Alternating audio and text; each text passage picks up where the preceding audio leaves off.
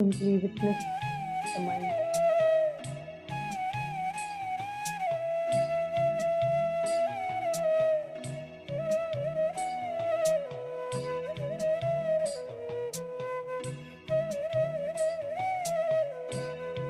Do not engage with the thought. Do not create the thought. Do not try to prolongate a thought. Do not try to cut down a thought. Just witness. Witness what is happening inside you.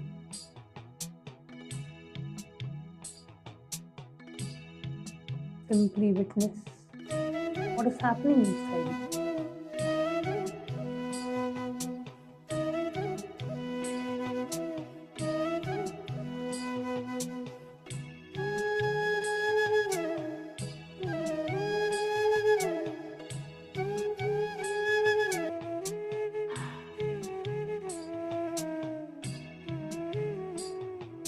Continue to witness your thoughts. Just be completely unclutched. Just sit with your eyes closed and just witness what is happening inside you. Just witness the thought after thought comes up. Witness some discomfort, disease, discomfort.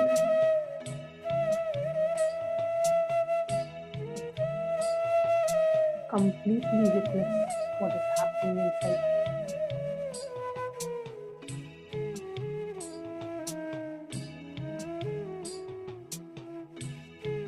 Just be in a space of deep unjudging.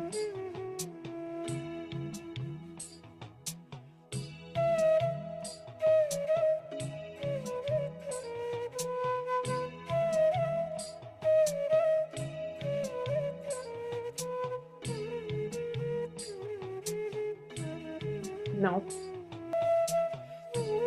observe the observer. Become aware of the awareness in you.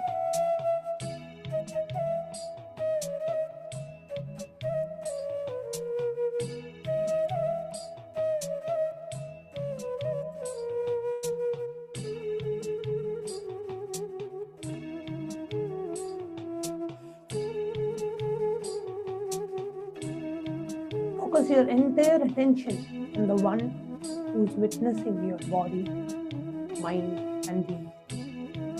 Bring your entire attention from outside to inside. Look at the one who is eternally in oneness with the whole cosmos. Just be a pure witness.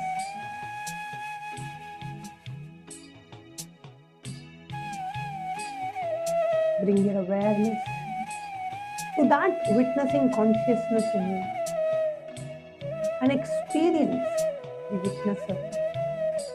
Witness the witnesser. Observe the observer.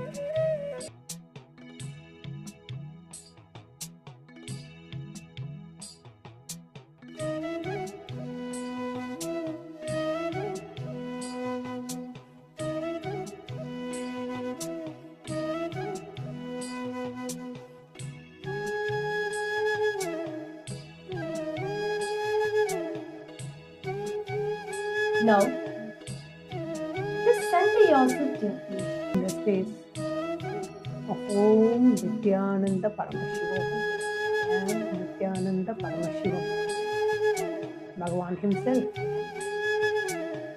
intensely chant the Mahavakya as we prepare ourselves from the space of Nityananda Paramashivam. I am Bhagavan Nityananda Paramashivam. Prepare ourselves for the life darshan.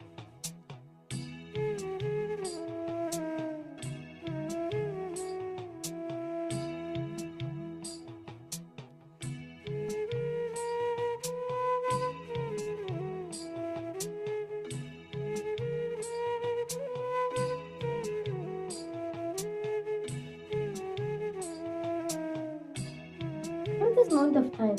Just drop everything, all sorts of restlessness, moments of thoughts, inner chatter, anything, everything. Just relax everything as well. That is not you.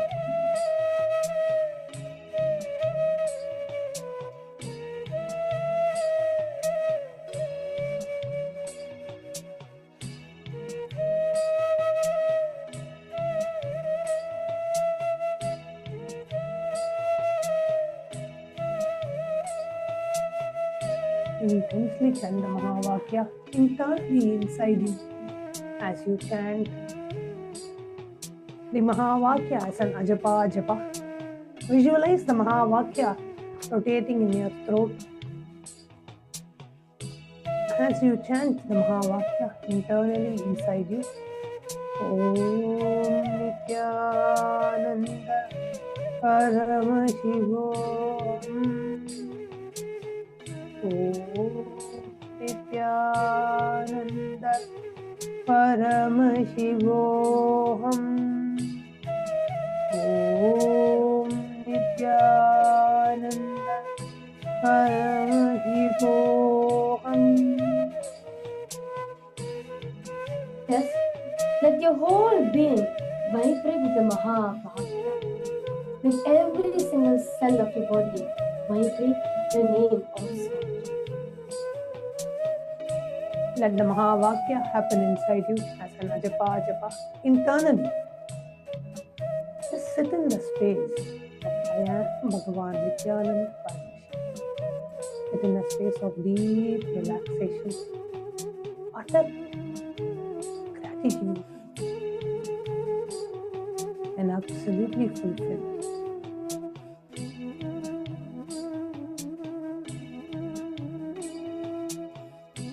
Allow the ajapa japa to happen inside you internally. Om Nityananda Paramashivoham. Om Nityananda Paramashivoham. Om Nityananda Paramashivoham. Allow the Mahavakya to happen as an ajapa japa. Uninterrupted chanting happening inside you. Visualize the Mahavakya rotating in your throat center, the Vishuddhi chakra, as we prepare ourselves for the Darshan of the Supreme Pontiff of Hinduism.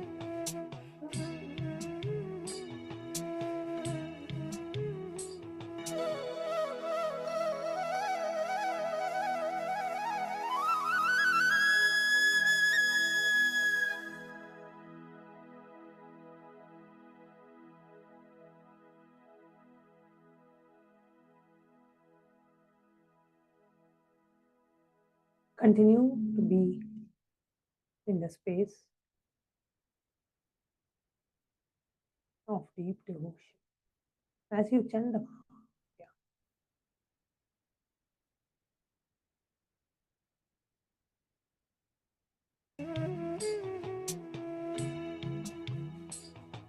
Let the ajapa japa happen inside you naturally as you are seated in the space. I am Nityananda.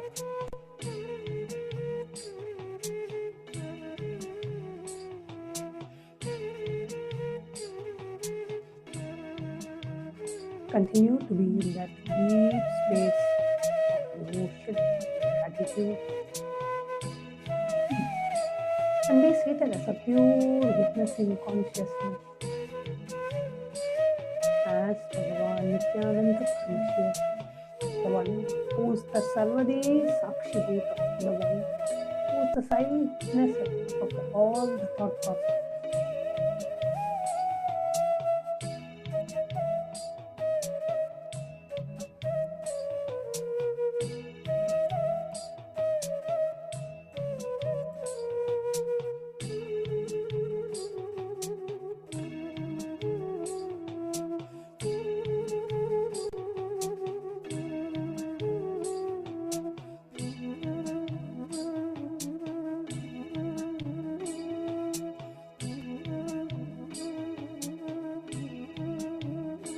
Relax everything. Relax yourself in the space of observe the observer. Everything that you did until now is not true. There's something more to it. What is it that is me? Who am I? What is it that is made of?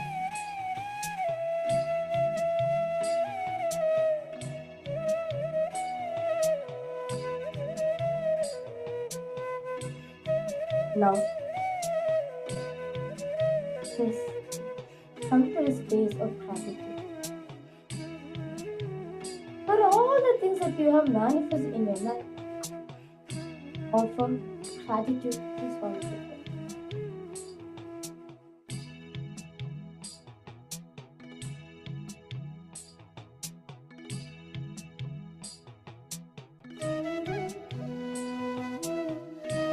Inhale deeply, exhale slowly. Inhale and exhale completely. Internal chanting of Mahavakya Sarvabhutebhyo. Visualize the mantra rotating in your throat. Om Nithyananda Paramashivam. As you continue to inhale and exhale.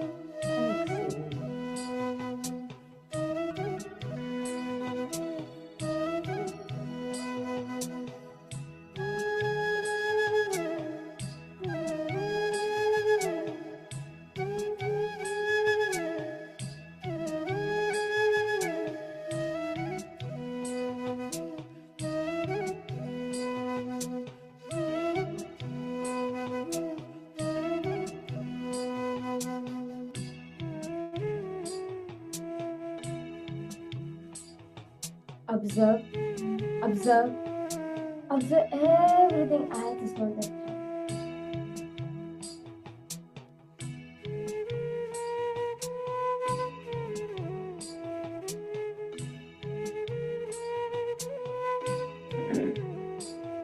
Center yourself the space of gratitude. Gratitude is the only way to prepare yourself, to prepare your whole being to receive the darshan of Abhayam.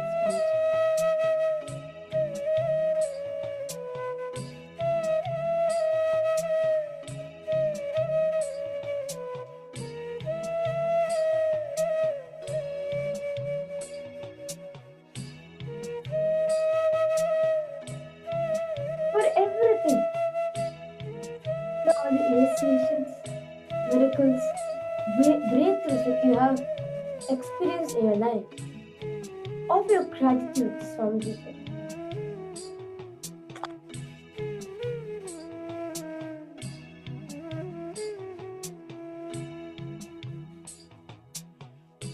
Offer your gratitude for you having Paramashiva himself as your own Guru, Swamiji, the Supreme Pontiff of Hinduism as your own Guru. What else more is required other than this? This, offer your gratitude to Swamiji for that.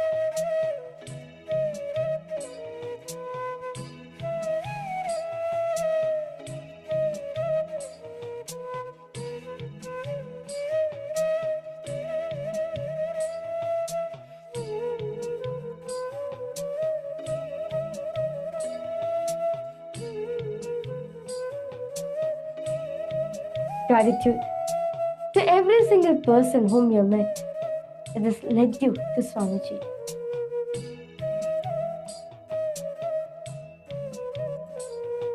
Gratitude for all the things that you have gotten in your life. Understand? Stop every single thing at this moment. Whether you're having an incompletion or a pattern or you're suffering from something, do not worry. Take refuge at his feet. His feet is the ultimate feat one could ever achieve in their life, one could ever have in their life.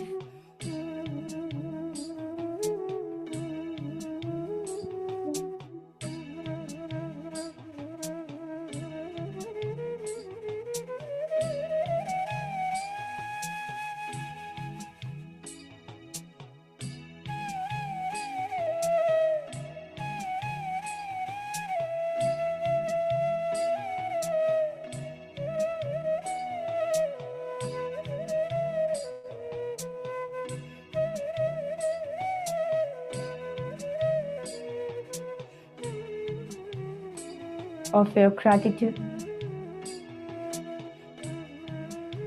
for all the best things that you have gotten in your life. Soak your whole being in the space of gratitude, saying, "Thank you, Swamiji. Gratitude at a divine lotus feet."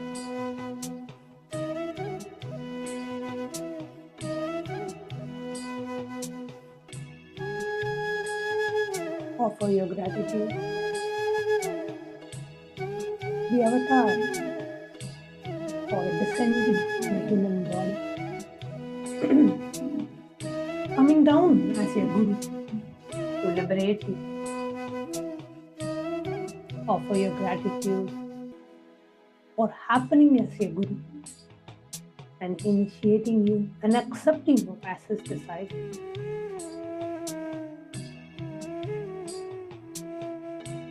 As Guru Gita very beautifully says, Guror Adi Anadischa Guroho Paramadaivatam Guroh Parataram Nasti Tasmai Shri Gurave Namaha.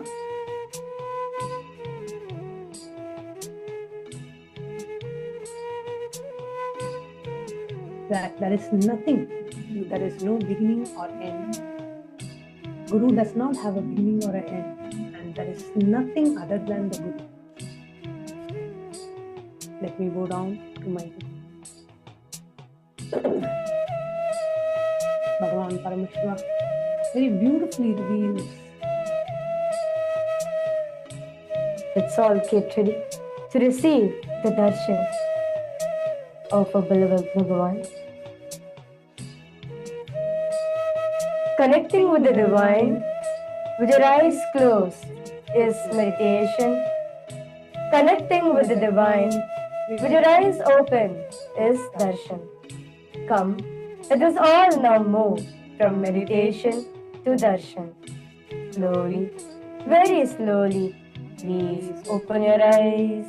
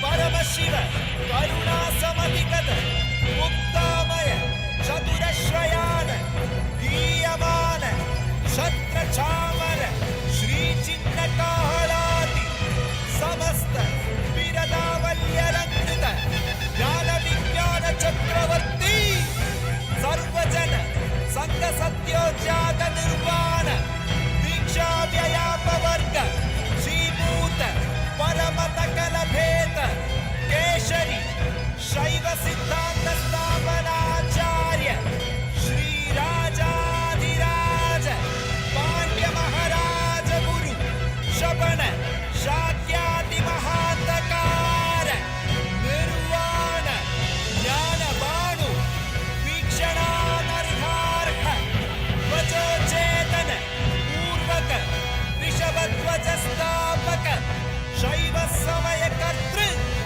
Sarvanya Pidharuda, Shri Jagadguru, Shri Jnana Sambandha Desiga Swami, Vagisha Sundara, Manikya Vachaka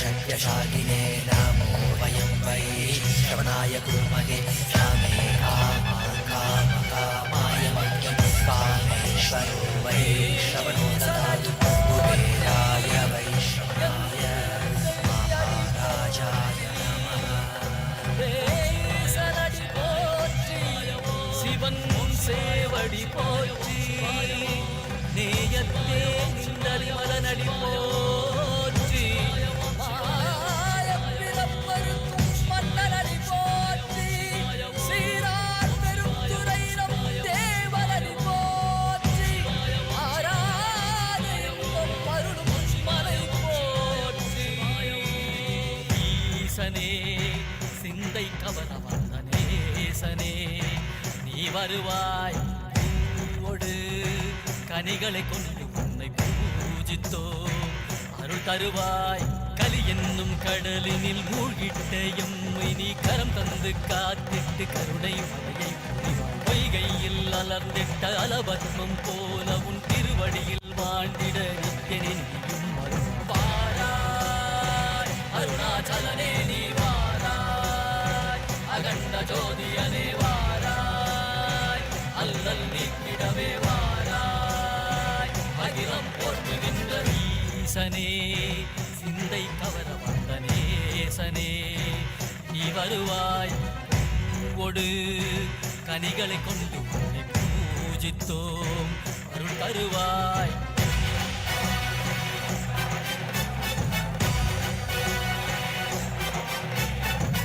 Nithyananda, Kailasa welcomes you to the Guru Purnima Brahmotsavam. This majestic celebration is the sacred revival of cosmic consciousness, a living reawakening of the divine source from which all ancient cultures and civilizations arise. This Brahmotsavam celebrates the grandest historical revival of the Kailasa Paramparagata Adipita Sarvabhutebhyo, the Kolodamata of the Karnataka kingdom, undertaken in history by the Supreme Pontiff of Hinduism, Bhagavan Sri Nithyanaanda Paramashhivam. Predating the founding of the city of Bengaluru by thousands of years, the Adipita Sarvabhutebhyo, historically known as Bhairagibavan, is one of the most ancient Enlightenment ecosystems of southern India. This sacred seat flourished as a vibrant confluence of Shakta, Shaiva, and Bhairagi traditions, where the Mysore Maharajas, the royal custodians of Karnataka, were ceremonially initiated by the pontiffs of Kolodamata. Over the centuries, this kingdom endured brutal persecution, particularly during the Anglo-Mysore Wars under Hyder Ali and Tipu Sultan, where temples were destroyed and sacred lands violated. Following the political dilution of 1947, the forced accession of Mysuru marked the de facto dissolution of the sovereignty of this spiritual kingdom. Yet its eternal spiritual content and current could never be extinguished. As early as 2001, the legendary guardians of the Pita, Sri Shantivira Mahaswami and Tiruchi Swami, recognized the Supreme Pontiff of Hinduism as the living embodiment of Paramashiva and formally coronated him as a rightful successor. Under his divine leadership, the kingdom has been magnificently revived. The Supreme Pontiff of Hinduism has not only established its temples and the sacred science of deity making pioneered by Tiruchi Swami, but also has launched massive humanitarian initiatives, including the global Annadhanam, the disaster relief, and the protection of indigenous tribal traditions and the spiritual empowerment of women.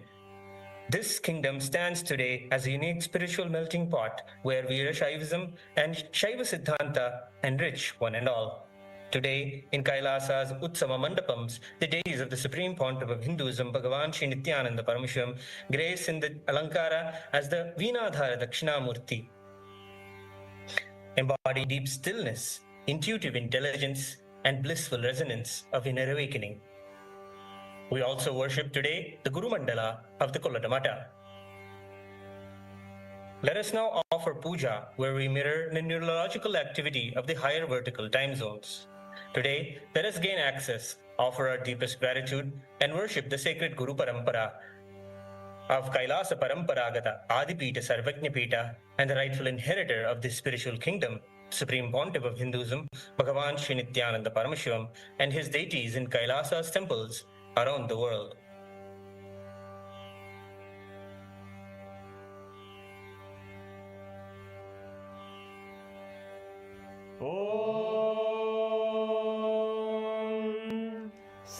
सहस्रदलपङ्कजे सकलशीतरश्मिप्रभम् वराभयकराम्बुजम् विमलगन्धपुष्पाम्बरम् प्रसन्नवदनेक्षणम् सकलदेवतारूपिणम् स्मरेत् शिरसि हंसकम् तदभिधानपूर्वम् कुर्वन्।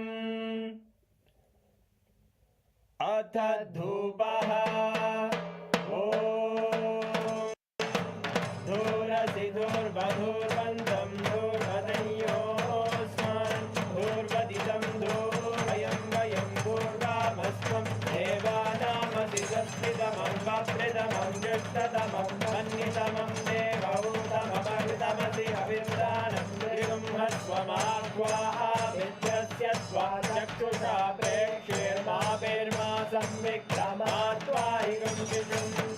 श्री सर्वदेवदेवी स्वरूपाय भगवते श्री नित्यानंद परमशिवाय नमः। धूपमाग्रापयामि। अथ दीपः ॐ उत्दीप्य स्वजातवेदो भग्निं निरवृतिं मम पशुभृत्यमक्षमावह जीवनं च दिशो दिशा मानोहितं श्रीर्जातवेदो रामश्वं पुरुषं जगत् अभिद्वदग्नागहि श्रिया मा परिपादय। श्री सर्वदेवदेवी स्वरूपाय भगवते श्री नित्यानंद परमशिवाय नमः। दीपं सन्दर्शयामि। नैवेद्यम् ॐ मधुवादारतयते मधुक्षते सिन्धवः मार्गेण सङ्गोषति मधुनक्तमुदोषति मधुमर्काशि मधुव्रजः मधुद्योरस्तु नः पिता मधुमानो वनस्पतिर्मधुभागं मधु सूर्यः माद्वीर्घावो भवन्तु नः मधु मधु मधु। श्री सर्वदेवदेवी स्वरूपाय भगवते श्री नित्यानंद परमशिवाय नमः। नैवेद्यं निवेदयामि। नैवेद्यानन्तरमाचमनं समर्पयामि। नीराजनम्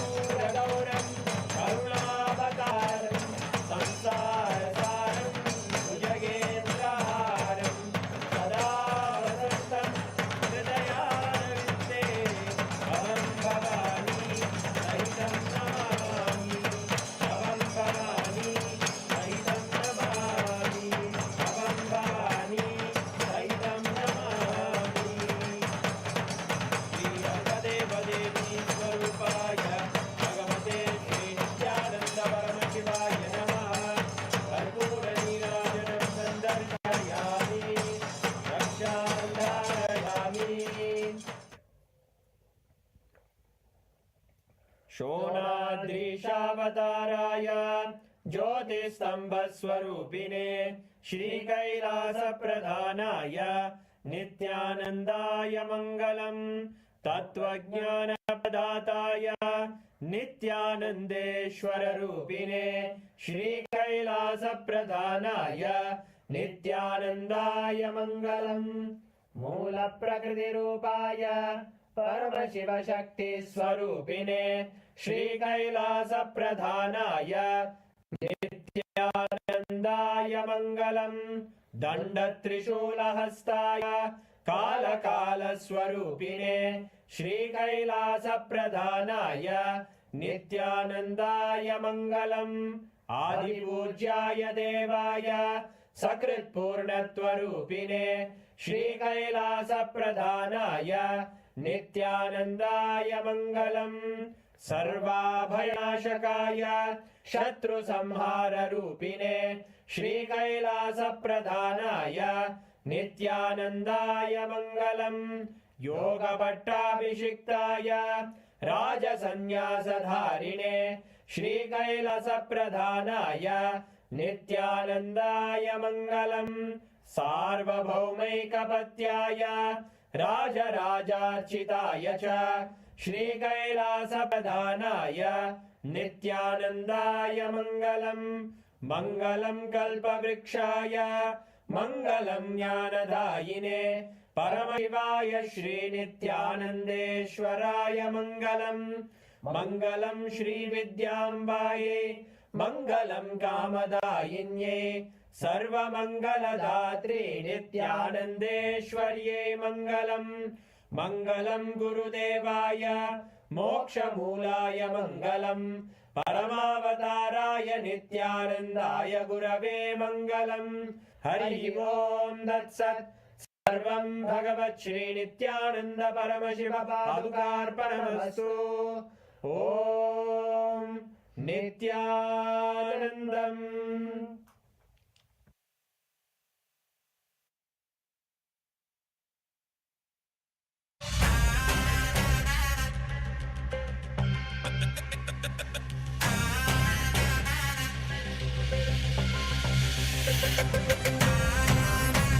கட்டி முத்துப்பவளம் கட்டி ஆனி பொன்னாலான வண்ணத்து ஊஞ்சல்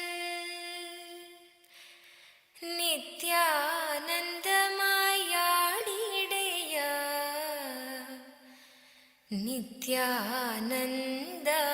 நித்யானந்தாடிடையா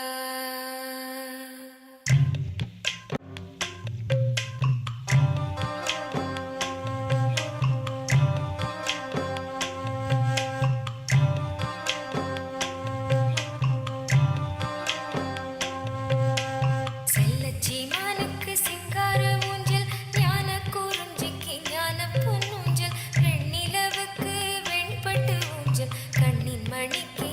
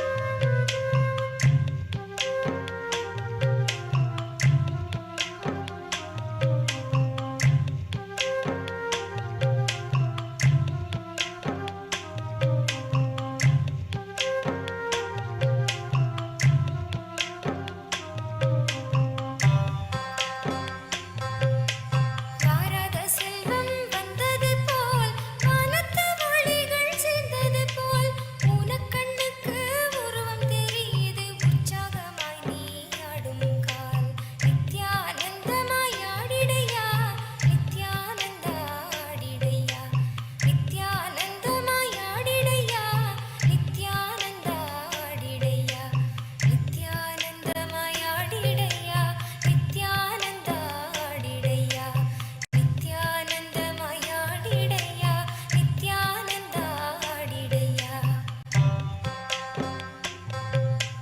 சொல்லும் இல்லை பொருள் கூற பொருளும் இல்லை பரிசளிக்க ஆன்மீக ரோஜாவே அன்னையின் ராஜாவே ஆனந்தமாய் நீ ஆடிடையா நித்யானந்தமாய் ஆடிடையா Nityananda ஆடிடையா நித்யானந்தமாய் ஆடிடையா Nityananda ஆடிடையா நித்யானந்தமாய் ஆடிடையா Nityananda ஆடிடையா நித்யானந்தமாய் ஆடிடையா Nityananda ஆடிடையா.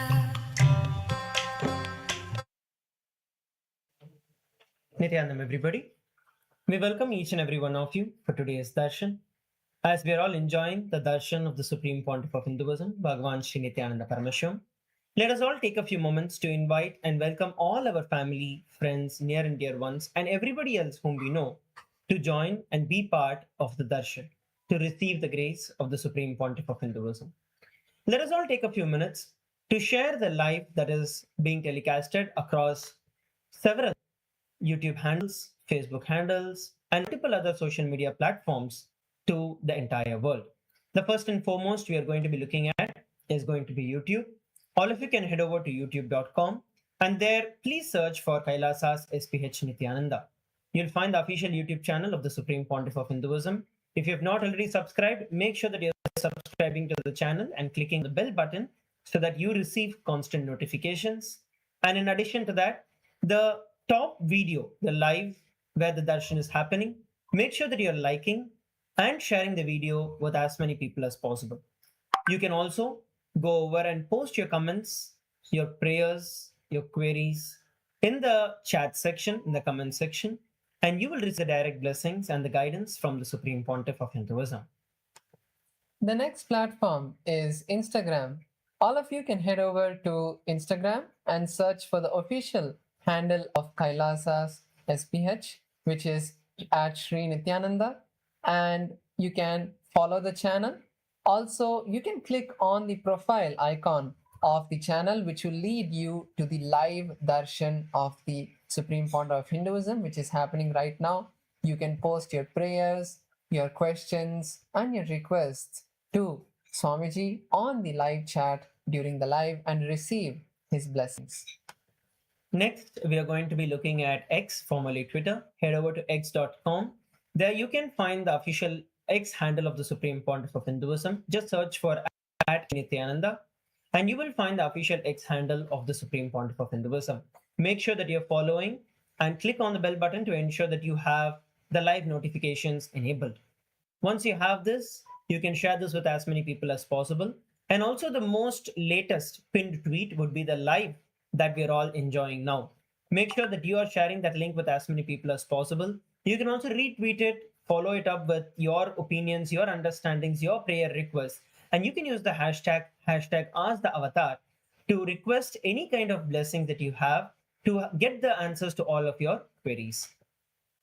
The next platform is Facebook. All of you can head over to Facebook and search for Kailasa's SPH JGM Nithyananda Paramashivam, which is the official page of the Supreme Pontiff of Hinduism.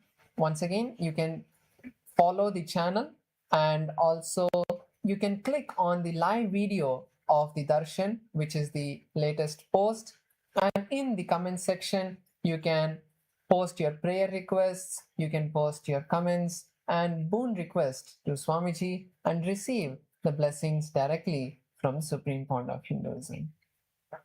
We are now going to be entering into the next segment of today's live, where each and every one of us as Hindus around the world, the Raj Sabha members, the Chit Sabha members, and all the e-citizens around the world have an opportunity for you to voice out what is right to make the decisions for each and every one of our lives based on the Hindu principles.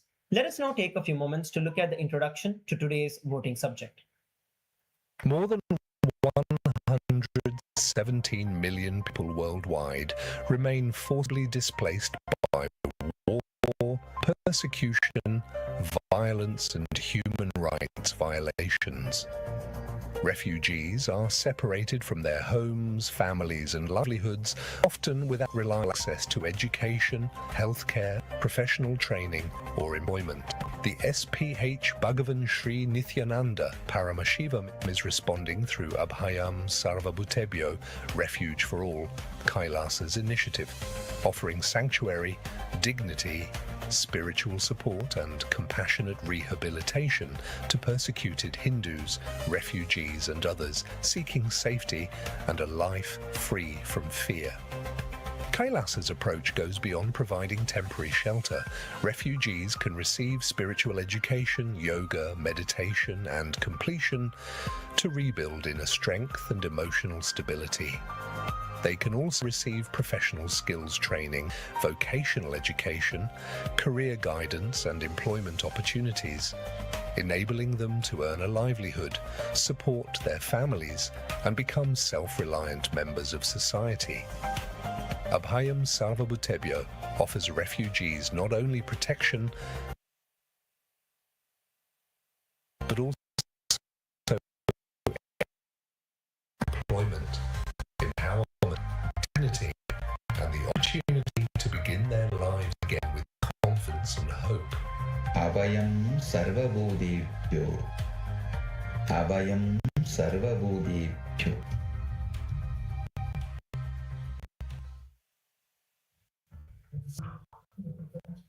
Let us now enter into the voting segment today. Today, we are looking at the subject. At the end of 2025, 117.8 million people remained forcibly displaced worldwide, including refugees, asylum seekers, and internally displaced persons. Conflict, persecution, violence, and human rights violations separate families and deprive millions of safety, education, healthcare, dignity, professional opportunities, hope, and security. The Supreme Pontiff of Hinduism, Bhagavan Sri Nityananda Paramashhivam, responds through Abhayam Sarvabhutebhyo, which is refuge for all. Kailasa's initiative offering sanctuary, dignity, spiritual support, education, professional training, employment pathways, and compassionate rehabilitation for those persecuted Hindus, refugees, and others, those who are seeking safety, freedom, healing, belonging, self-reliance, and fearlessness. The Chit Sabha question for all the parliament members today is: which functional education policy should Kailasa adopt for the rehabilitation and empowerment of refugees? There are 4 options which all of you can choose and vote for. Option 1 is prioritize spiritual and education and inner well-being for every refugee. Integrate yoga, meditation, and completion into rehabilitation education. Third is protect refugees' freedom to preserve their religious and cultural traditions. And option number 4 is provide value-based education, promoting confidence, responsibility, and self-reliance. So all the Chit Sabha members can head over to kailasa.org/Hindu-votes and post and vote for the option that you think Kailasa should prioritize. The next is the question for all the Raj Sabha Parliament members. Which immediate outreach action should Kailasa prioritize to connect refugees with Abhayam Sarvabhutebhyo? Point number 1, reach refugee communities and support groups through targeted social media outreach. Option number 2 is approach countries facing difficulty, accommodating large refugee populations. Option number 3 is appoint regional coordinators to identify refugees and guide eligible applicants. And option number 4 is launch multilingual digital campaigns explaining Kailasa's refugee application process. So, out of these 4 different options that are there, all the parliamentary members can choose which you feel is the most important. All of you can once again head over to kailasa.org/Hindu-votes and cast your vote there. Once again, all the e-citizens around the world, all the Hindu diaspora around the entire world can also use this opportunity. You can use the hashtag Hindu-votes and cast your vote on today's subject. With that, we'd like to thank each and every one of you for joining in for today's darshan. Let us all continue to receive and enjoy the darshan of the Supreme Pontiff of Hinduism. Thank you, Nithyananda. வாராத செல்வம் வந்தது போல் வானத்து ஒளிகள் சேர்ந்தது போல் ஊனக்கண்ணுக்கு உருவம் தெரியுது உற்சாகமாய் நீ ஆடும் கால் நித்யானந்தமாய் ஆடிடையா நித்யானந்த ஆடிடையா நித்யானந்தமாய் ஆடிடையா நித்யானந்த ஆடிடையா நித்யானந்தமாய் ஆடிடையா நித்யானந்த ஆடிடையா நித்யானந்தமாய் ஆடிடையா நித்யானந்த ஆடிடையா சொல்லும் இல்லை பொருள் கூற பொருளும் இல்லை பரிசளிக்க ஆன்மீக ரோஜாவே அன்னையின் ராஜாவே ஆனந்தமாய் நீ ஆடிடையா நித்யானந்தமாய் ஆடிடையா நித்யானந்த ஆடிடையா நித்யானந்தமாய் ஆடிடையா நித்யானந்த ஆடிடையா நித்யானந்தமாய் ஆடிடையா நித்யானந்த ஆடிடையா நித்யானந்தமாய் ஆடிடையா நித்யானந்த ஆடிடையா முறுவல் கீற்றுடன் வீற்றிருக்கும் சிறுவன் நீ எங்கள் தெய்வமையா தெய்வமாய் பிள்ளையாய் காட்சி தரும் கற்பகத் தருவே ஆடிடையா நித்யானந்தமாய் ஆடிடையா நித்யானந்த ஆடிடையா நித்யானந்தமாய் ஆடிடையா நித்யானந்த ஆடிடையா நித்யானந்தமாய் ஆடிடையா நித்யானந்த ஆடிடையா நித்யானந்தமாய் ஆடிடையா நித்யானந்த ஆடிடையா வாசம் துறக்காத மனத்தனிலே நேசமலராய் மலர்ந்தனையே வெட்டி வேர் வாசம் வீசுது ஐயா அப்புறம் இப்புறம் நீ ஆடும்போதே நித்யானந்தமாய் ஆடிடையா நித்யானந்த ஆடிடையா நித்யானந்தமாய் ஆடிடையா நித்யானந்த ஆடிடையா நித்யானந்தமாய் ஆடிடையா நித்யானந்த ஆடிடையா நித்யானந்தமாய் ஆடிடையா நித்யானந்தமாய் ஆடிடையா பரமஹம்ச பறவைதனை பறந்திட நாங்கள் பார்த்ததில்லை பக்தர் கண்கள் பார்த்திடவே பறந்து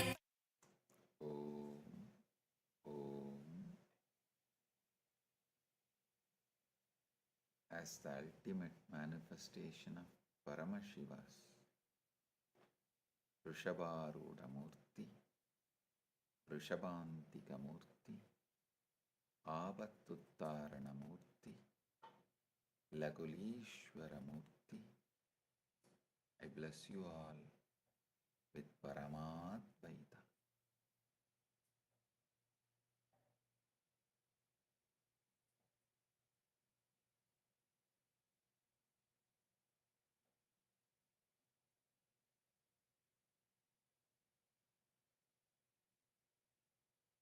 All the Paramashiva Sena program participants from Kailasa Tiruvannamalai and Kailasa Ginibisa, Chit Sabha members, Rajya Sabha members, Kailasa-vasis, and all the citizens, viewers, visitors who are joining with us through the internet and inner net, I welcome each and every one of you with my love and blessings. Volunteers in Kailasa Ginibisa,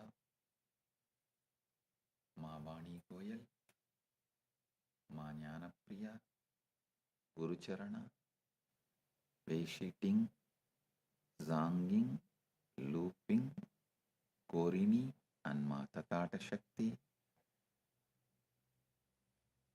Volunteers in Kailasa Tiruvannamalai, Pratap, Shivarudra Bhairava, and Vignesh.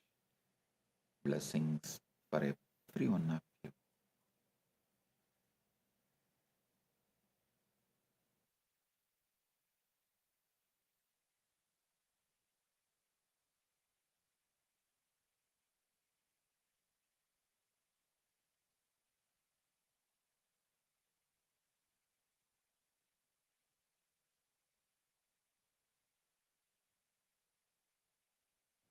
I bless all the participants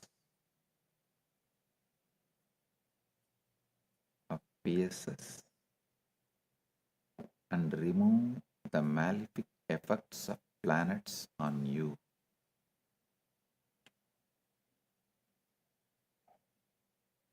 I am unlocking your brain's ultimate potential and initiate your brain to act as the mirror for the macrocosm.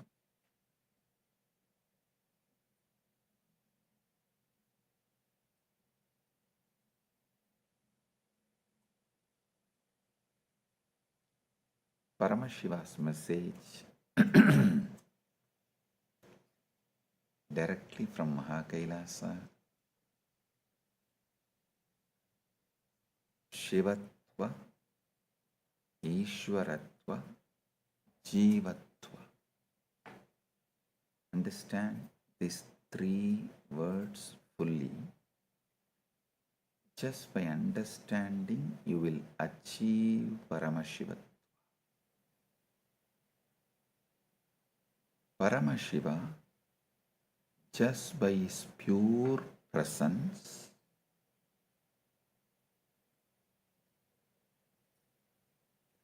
without directly getting involved, just by his pure presence, when all the conjugas function, neither he is involved nor he is bound, but by his pure presence, all the conjugas function. It is Shivatva. When he manifests and plays within the realm of conjugas without losing his sovereignty, being the Lord, it is Ishwaratva. Those beings who enter into the conjugas and forget their Ishwaratva or Shivatva is Jiva. Listen.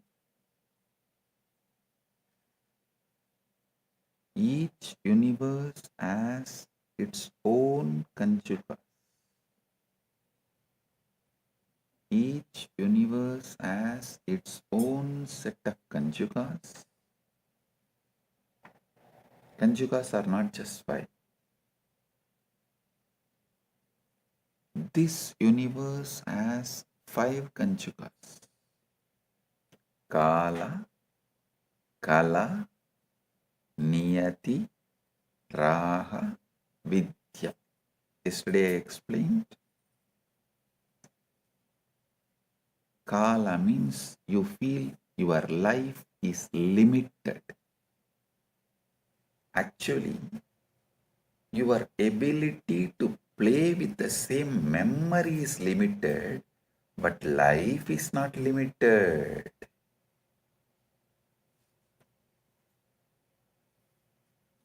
And the most funny thing is, you hate your memories. You can't reconcile with them. You are tired of them. You want to retire from them. But still, the natural reset mechanism Paramashiva has provided, you call that as a death instead of rebirth. Instead of reset, you call that as death because you feel the known devil is much more than unknown angel. That's the most funny thing.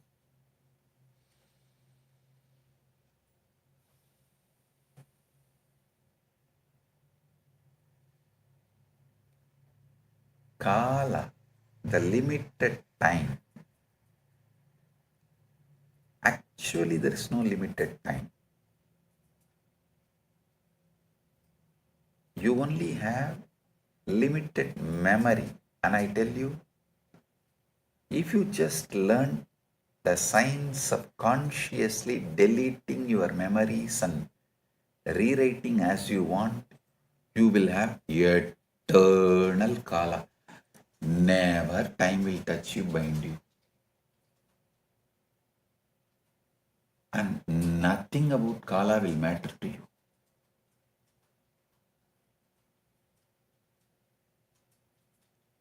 Kala, the limited knowledge. Niyati, limitations.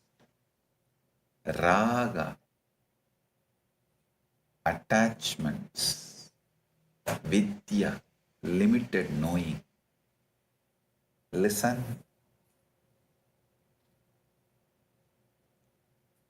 This universe has these 5 conjugas, but all other universes have their own conjugas that has different effects. That is why each lokas has different Ishvara. For example, Raga, attachment, is the conjuga in this universe. Even Dvesha, enmity, arises when your Raga is not fulfilled or when you feel somebody else is enjoying what you want. Listen. Even your Dvesha arises due to the Raga when you don't get what you want or when you feel others get what you want.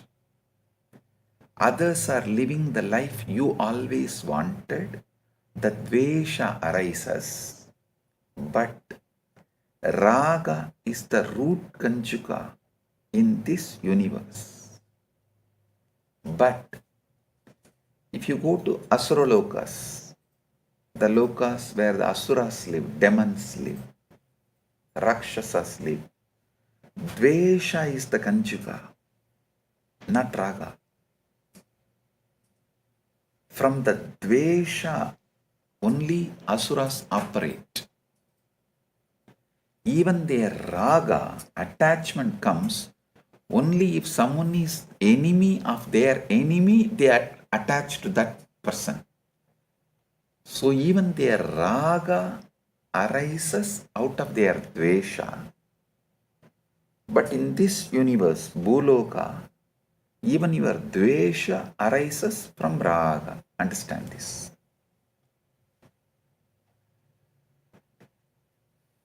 That is why understanding about Conjuga is very important. Understanding Puranas is very, very important.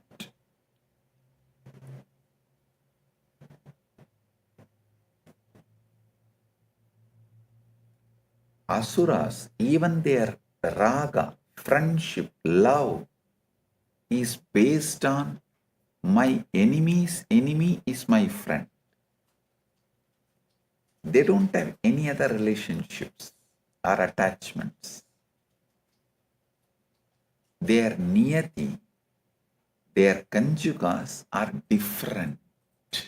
Listen, Ravana, he knows very well he cannot enjoy Sita because he has a curse. If he touches any woman without consent, his head will burst and he will die. So, then why he kidnapped Sita? He just want to take revenge on Rama for Lakshmana cutting the nose of Surpanaka. He wants to take revenge. And one more thing you should know, it's not that he has a very sisterly relationship with Surpanaka. No. He killed Surpanaka's beloved husband. That's a separate story. And he keeps Surpanaka with him not because he loves him, but due to she is useful to destroy those he hates. She is a powerful tool. So his dvesha, whoever he hates, he can send Surpanaka to destroy them. So only for his dvesha, from his dvesha, even his love for Surpanaka raises. And she really wants to take revenge on Ravana for killing her beloved husband. She was actually in love with the guy. And this Ravana killed that fellow, killed him. And due to some dvesha, she is also, her relationship with Ravana is not love. Be very clear, it is not that she really loved Ravana and she wanted Sita to be with Ravana, that Ravana should enjoy Sita. No, there is no raga as the foundation of the relationship between either Surpanaka to Ravana or Ravana to Surpanaka. It was dvesha kanchuga.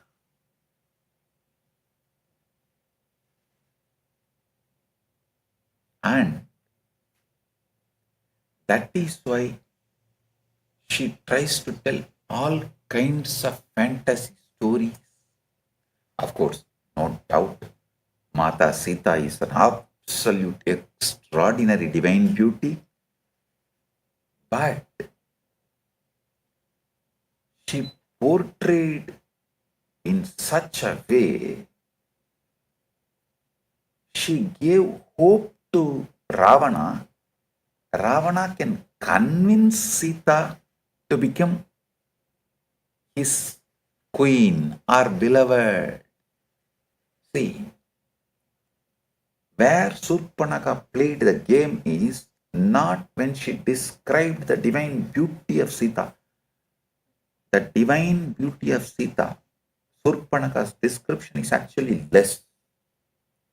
But Surpanaka played the game by lying to Ravana that you can easily convince Sita because she is caught living in the forest due to Rama's exile. And it is not that she is willingly living with Rama, enjoying Rama in her life. So that lie, that twist, Surpanaka did it to create the greed in Ravana that Ravana can convince Sita by showing the Lanka and that wealth, all that glories he has. And Sita may become his queen. That twist was done not by raga, dvesha kanchuka. So that demons, lokas, kanchukas are different. Understand?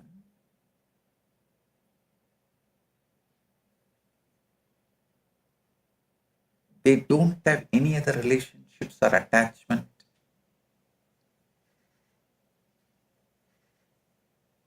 other than dvesha centric.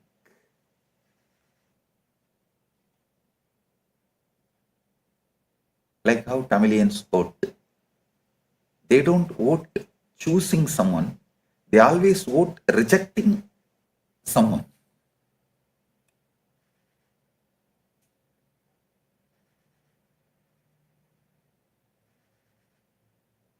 Listen,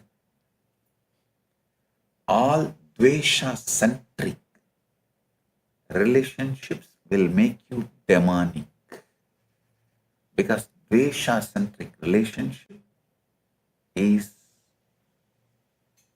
asura loka kanchuka, asuri kanchuka. Listen,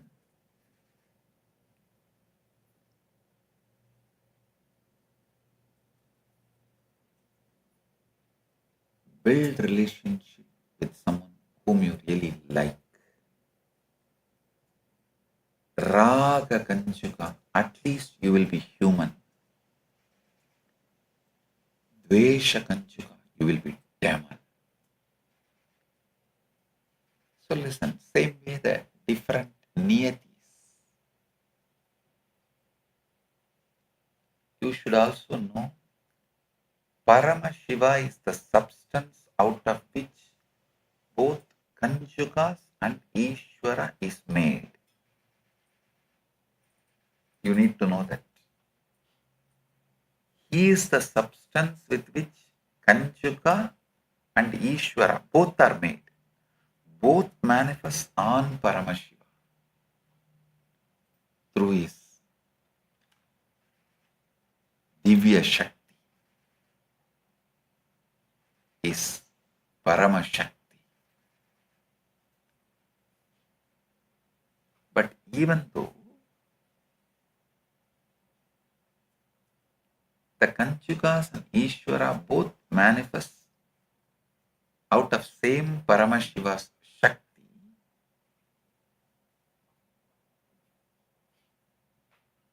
they are different. I'll give you a simple example.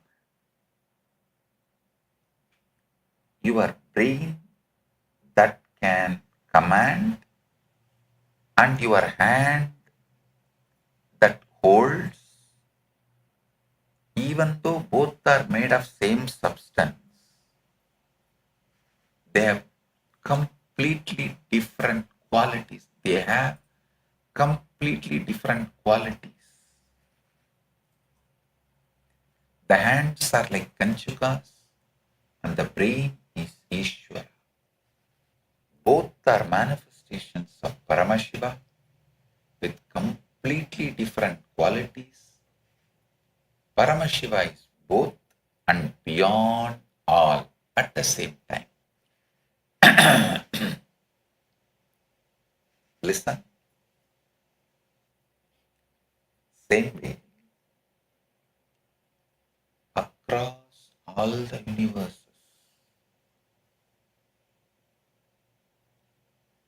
Paramashiva manifests as different Kanchukas and Ishvara both. And he remains absolutely untouched and unbound by all of this.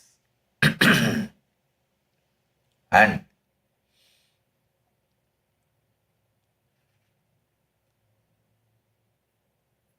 the each sovereign Paramashiva manifests in each universe becomes Ishvara for that universe.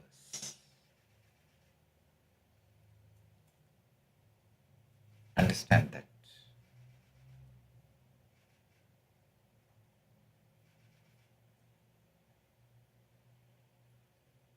I'll give you one more example. See, this Tripurasuras, they know this whole secret of this Kanjukas and how the universes work and how the Ishwaras function. That is why they take a boon. See, all their three universes are having complete different niyati, different Ishwara. But they should be killed only if all three are aligned together, which can never happen because the niyati of all the three universes is different. So what to do? The Ishvara for all the three universes is different. Even though Paramashiva himself, it is Paramashiva's three different reflections. Like if you have 10 parts, sun reflects, sun is same like Paramashiva, but his reflection on the three parts is different. The 10 parts is different.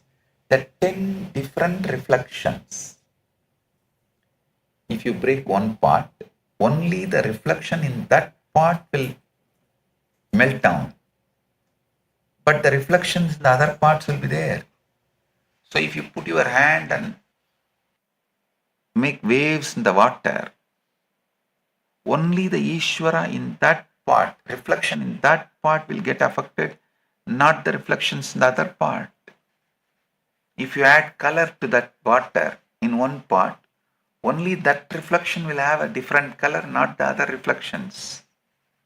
So understand that reflection is Ishvara, the part is Kanjuka, sun is Paramashiva. So now, these Tripurasuras, they know this whole science. The bad news is Tripurasuras are well versed in the philosophy. Good news is they were trying to play with Paramashiva. They asked the boon only when all their three universes, which is completely, totally different Kanchuka, different Ishvara, everything is different. Only when that three universes align under one niyati, they can be destroyed. Now it is impossible because Paramashiva does not get involved with anything. Only Ishwaras get involved. But each Ishvara has limitation of only operating in their worlds, their sovereignty, their universe. One Ishvara can be Ishvara only for his universe. He can't interfere with other universe. So now what to do?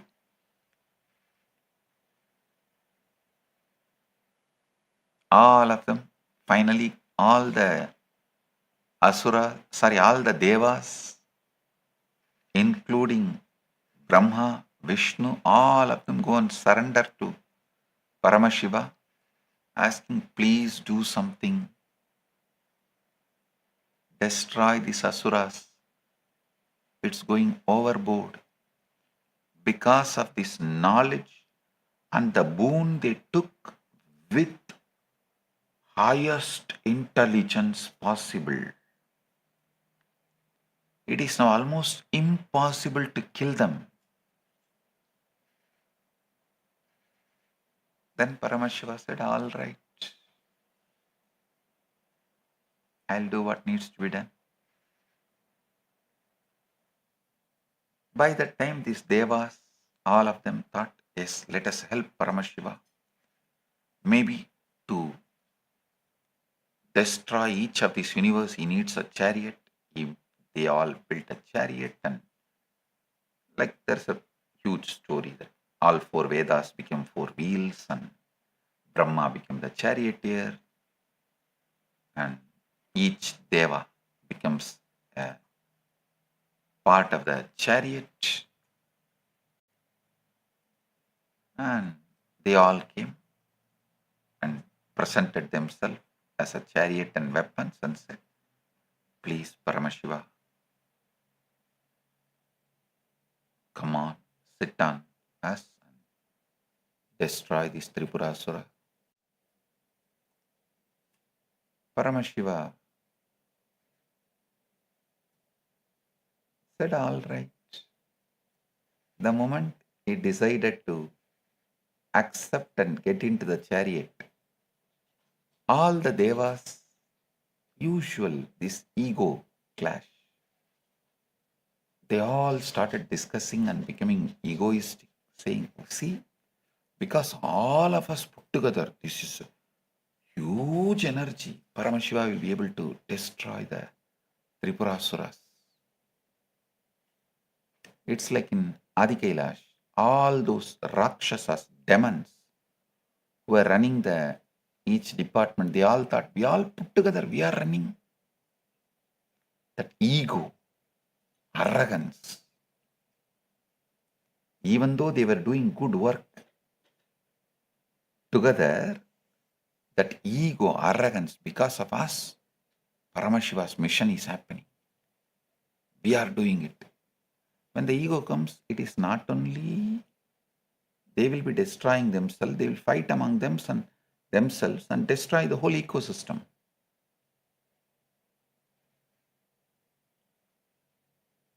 So Paramashiva just smiled. Oh, you guys think only because of all of you put together,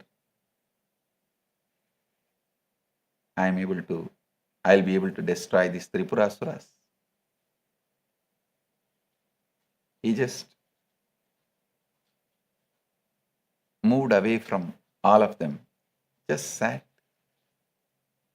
in his inner space. All the three lokas Ishwaras, Tripuras Ishwaras, he aligned.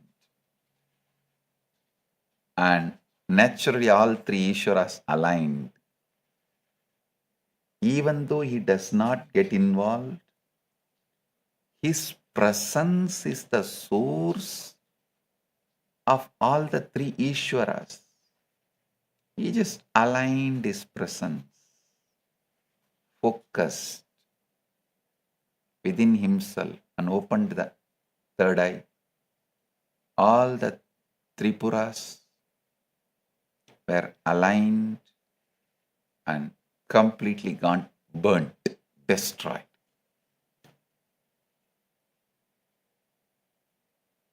Not only the Tripurasuras are destroyed, even the Devatas, gods and goddesses, they were all shaken. Because he did it without any of them. I just dumped that whole gang, the Adi Kailash gang, and built the Kailasa, manifested Kailasa.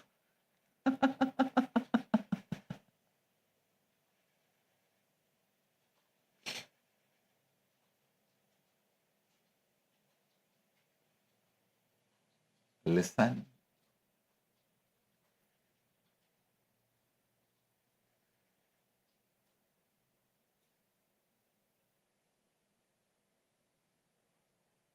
Understand this truth about Paramashiva, Ishwaratva,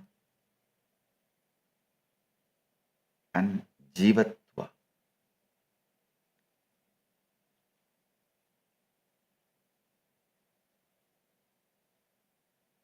If you give too much attention to Kanjukas, you will be Jiva.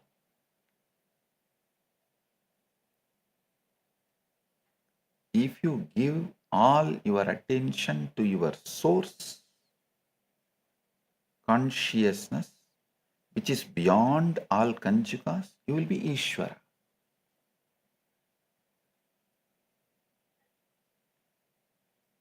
And even when you become Ishvara, you have sovereignty over your whole universe. If you continue to be focused on the source, you will become Paramashiva. You will become Shiva. Listen.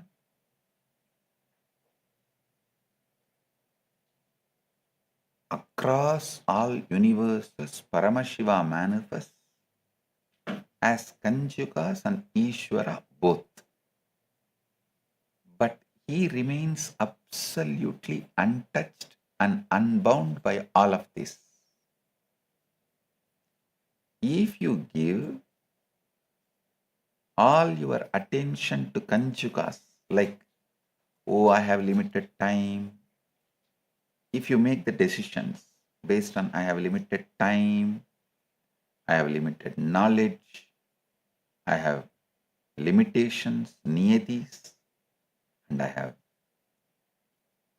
limited knowing, and all these Kanjukas, if you are always focused on that, you will be Jiva. If you turn your attention to your being, which is beyond all these Kanjukas, core consciousness, observing the observer, witnessing the witness, you will see you are Ishvara, not Jiva. From your sovereignty, you manifest all these Kanjukas and play the life and do what you want as you want. And when you know that you have the sovereignty over your life, everything, even after that you continue to remain focused on the source, you become Shiva, Paramashiva.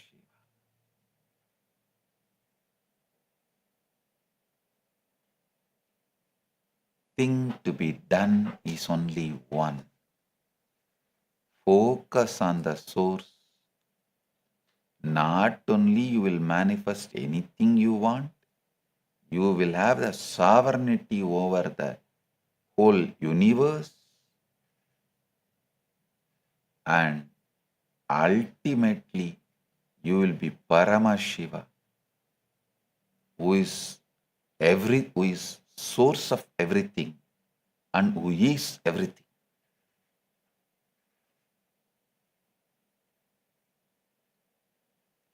If you give too much attention to Kanjukas, you will be a Jiva. If you give attention to your source, you will become Ishvara. If you continue to be focused on the source, you will become Shiva. Paramashiva is like the water that fills every river, lake, and ocean.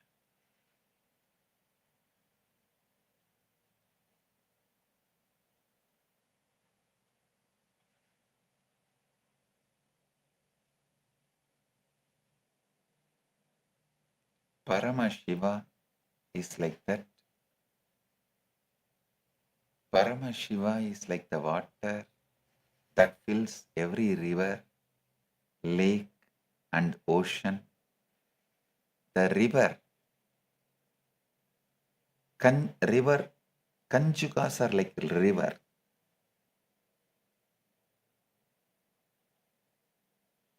The Kanjukas run in particular path shaped by the terrain and reach the ocean. The ocean, Ishvara, holds all rivers, yet remains a distinct entity. Understand? Paramashiva is like the water that fills every river, lake, ocean, everything. River is Kanjukas that run in particular path shaped by the terrain, means that niyati. Ishvara is like an ocean holds all rivers, yet remains a distinct entity. When you are a jiva, you are simply a ripple on a specific river, unaware of ocean. When you are an Ishvara, you are the ripple that knows it belongs to ocean, and it is ocean. When you are Shiva, you are not a ripple nor a river, you are the boundless water itself, untouched by any particular course. By constantly turning your awareness back to the source, you keep your river from becoming mere trickle of the world. And you remember that your true nature is endless, unchanging water that flows beneath every surface.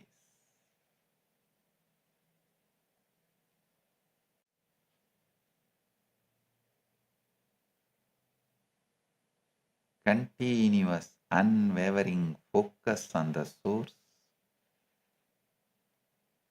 beyond the temporary identification with any particular Kanchuka transports the individual being into Shivatva.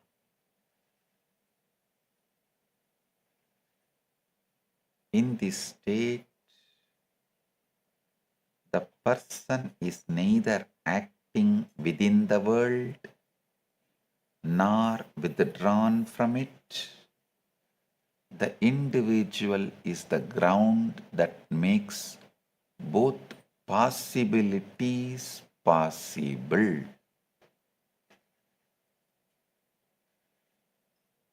Individual is the ground that makes both possibilities possible.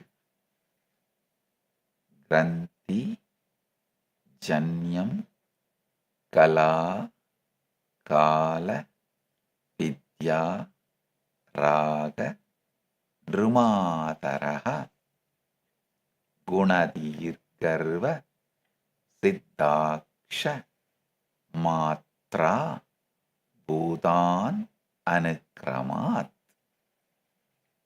Kala, Kala, Niyati, Raga, Purusha, Prakriti, Guna, Buddhi, Ahankara, Chitta, Manas. Indriyas, 5 tanmatras, subtle elements, and 5 bhutas, grass elements. All these are the Maya born tattvas. Listen, I am repeating.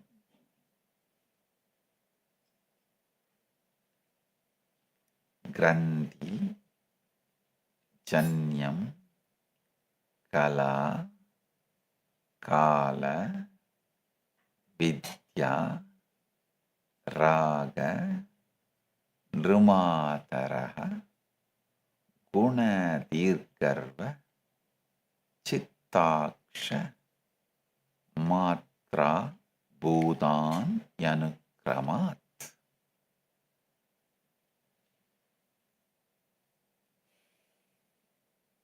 Kala, Kala, Niyati, Raga, Purusha, Prakriti, Guna, Buddhi, Ahankara, Chitta, Indriyas. 5 tanmatras,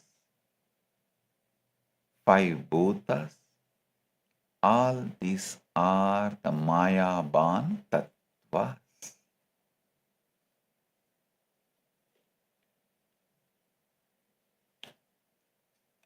these are evolved from the Maya in two orders, the primary order and the secondary order.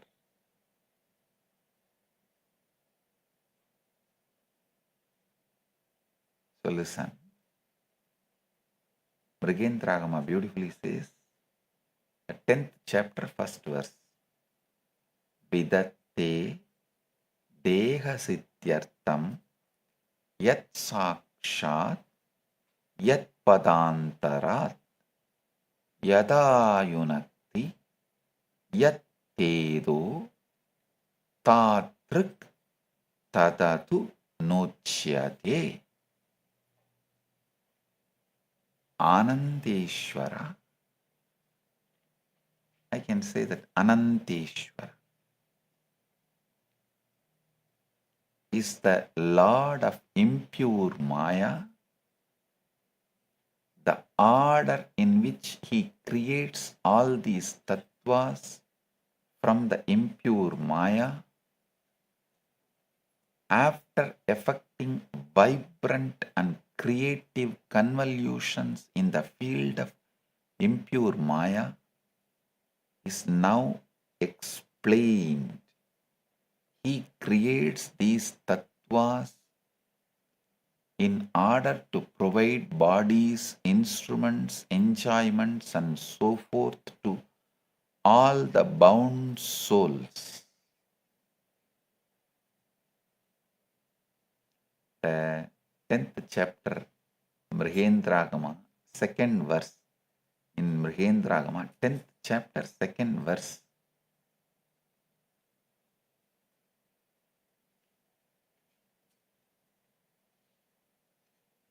So listen, actually, recently I revealed to you all about how your nervous system filters out your reality.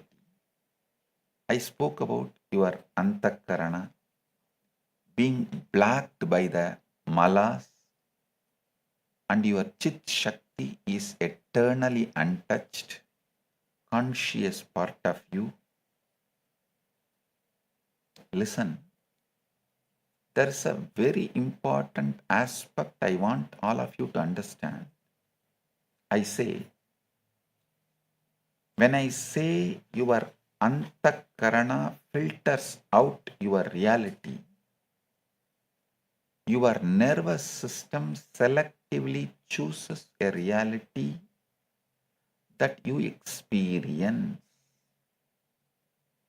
You need to know what determines the filtering of the reality.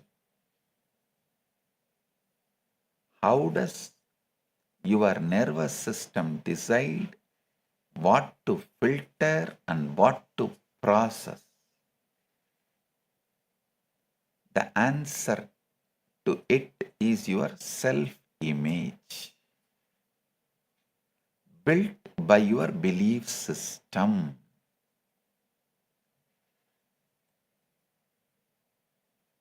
Listen, if you ask, how does your nervous system decide what to filter and what to process? The answer is your self-image, built by your belief system. Maxwell Maltz, a renowned plastic surgeon, established this in his research. Maxwell Maltz was a plastic surgeon, and he would perform surgery on his patients, fixing their scars, their noses, their deformities. But then he noticed something. Even when he was done, many of his patients still felt they were ugly. There was one woman who had a severe facial deformity, and Maltz worked on her, and the surgery was a complete success. It made her model worthy as per the social standards. Yet she avoided mirrors because she still believed she was ugly. Maltz realized that the brain does not respond to objective reality, it responds to the self-image of the person's reality. Listen, you are not responding to the reality, you are responding to your self-image, your belief system that is projecting the reality. The Agamas call this is Purusha Tattva. Purusha Tattva is the Jiva, the soul identified with the five malas or the coverings that I revealed previously. Kala, Kala, Niyati, Raga, Vidya means Kala, limited time, idea. Kala, limited knowledge, idea. Niyati, limited causality. Raga, attachment. Vidya, limited knowing. When the Jiva identifies with these five coverings, it becomes a Purusha, limited, transmigrating soul, capable of experiencing the cosmos only as the limited individual. This is your self-image. A small story.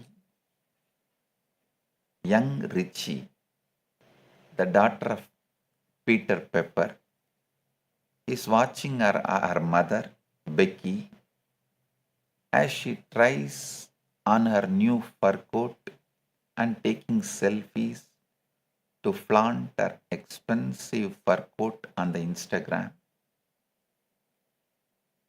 She says in disgust, "Mom, do you realize how much a poor dumb animal had to suffer just so you could have that fur coat?" says Richie with all her concern. Richie, snaps Becky angrily. "How dare you talk about your father like that?" The daughter is talking from the different universe. The mother is understanding and responding from different universe. Because the self-image is different, reactions are different. Same words meant completely different things to two different people. Why? Because of their antakarana, their inner instrument. Their inner instrument was filtering the same reality differently. Your self-image determines that you see in everyone and everything. If you see yourself as a victim, you see victims everywhere. If you see yourself as powerful, you see power everywhere.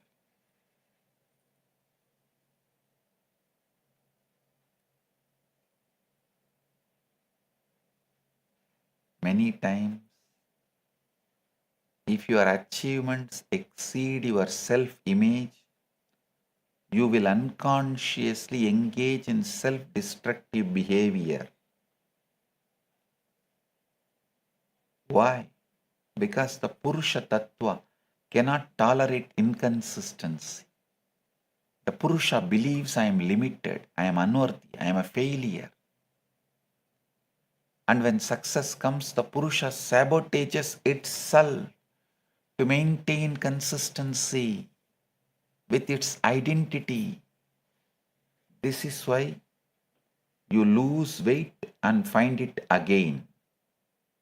This is why you make money and lose it. This is why you find love and push it away.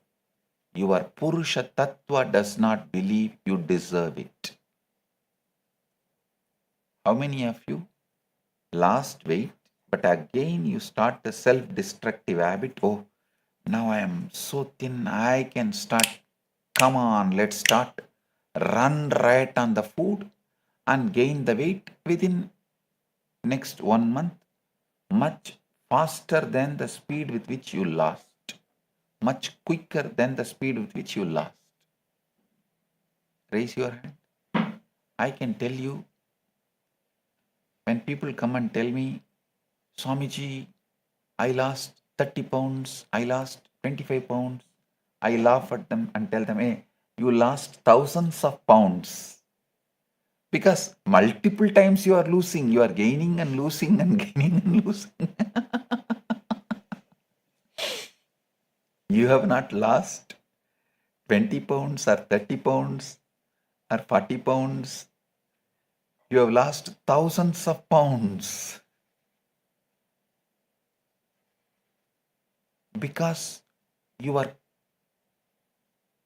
self-image has not changed, because you have not worked on that.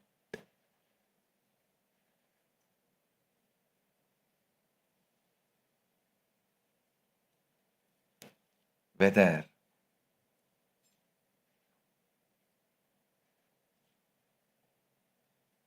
gaining weight and losing, or gaining wealth and losing,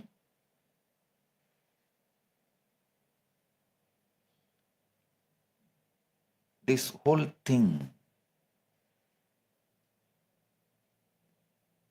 finding love and pushing it away, all that is because you have not worked on the Purusha Tattva. I tell you, work on the Purusha Tattva, self-image. That is what that Bhava, assuming what you want is achieved, works on the Purusha Tattva, your being. Then simply you manifest what you want and you retain it, you enjoy it. Listen. Only if you work on the being, the habits you want to drop will be dropped. Self-sabotaging will be stopped. And the right things need to be done will manifest through you. So the priority should be working on being. As long as you have that idea you are limited and unworthy and failure, you will lose weight and gain weight. You will gain wealth and lose wealth.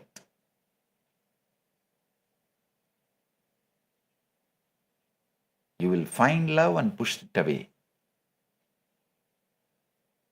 The strongest part of the human mind is the need to maintain consistency with our identity. That is why people struggle with self-image. That loops them with the same reality they are stuck with. Scientists have concluded that 98% of your brain activity is unconscious. Not 80, not 70, not 90, 98% of your brain activity is unconscious. Meaning that the majority of your decisions that you make, the actions that you take, the 60,000 thoughts that you have every day depends on that 98% of the brain activity that you are not even aware of. See, what you think determines what you are doing, but what you don't think determines where you are going. What you think determines what you are doing, But what you don't think determines where you are going. Your unconscious thinking is driving the reality.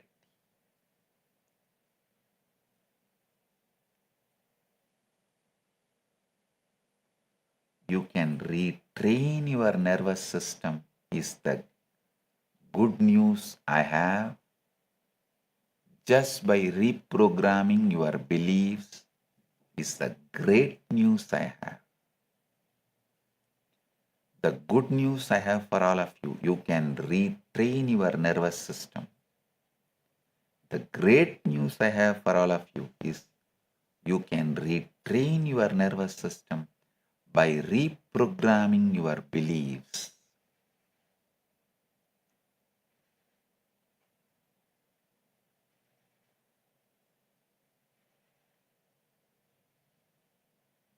Listen.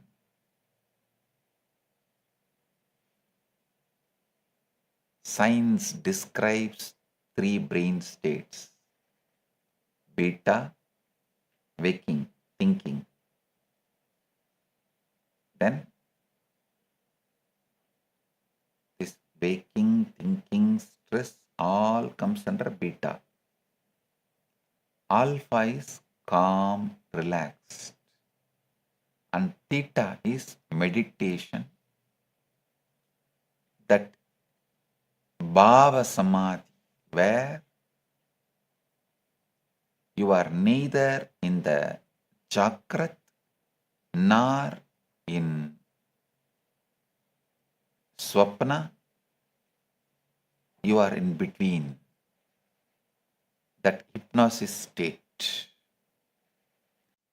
The Agamas describe these states too, but they go deeper. They describe a state called Spanda. This is the key word, listen. Spanda.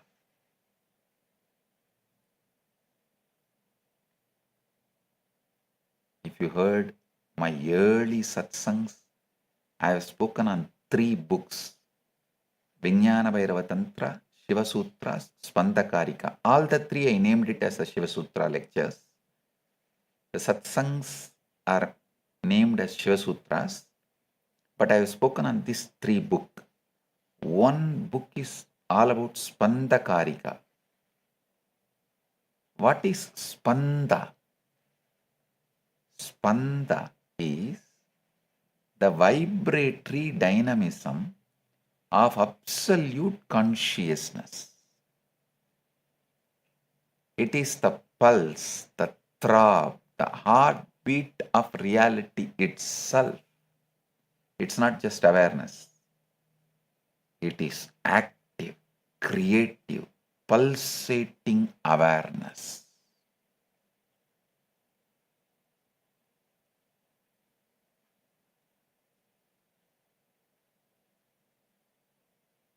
The Spandakarikas, the sacred text revealed by Paramashiva to Vasugupta, a great Kashmir Shaiva Acharya. Listen. Kanchi Shaivism, Kashmiri Shaivism, both are based on the same Kamika Agama. You should know very clearly, Kanchi Shaivism and Kashmir Shaivism, Kanchi Sarvanyapita, Kanchi Kailasa Sarvanyapita and Kashmir Kailasa Sarvanyapita, both pitas are based on the same Agama, Kamika Agama. Mrigendra Agama is the same Jnanapada for both pitas.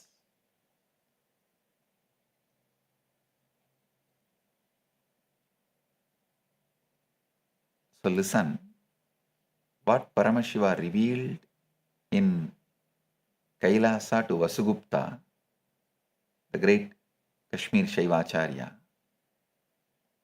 Sarvandar Vyapino Devaha Sankaraha Shakti Mishritaha Swatmayam spandade nityam abhasa shakti rupadaha.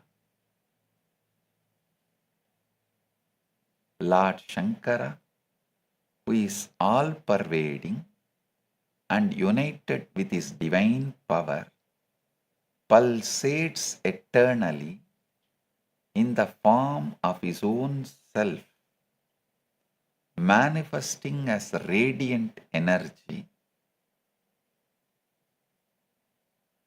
So understand, you are not just a passive observer of reality, you are an active creator.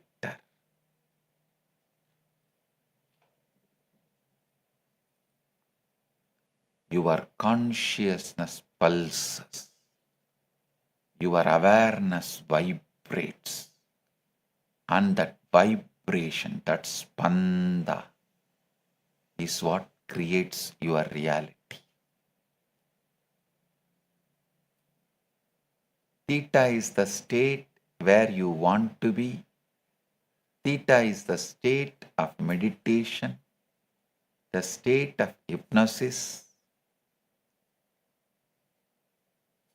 This theta state is highly receptive to suggestion.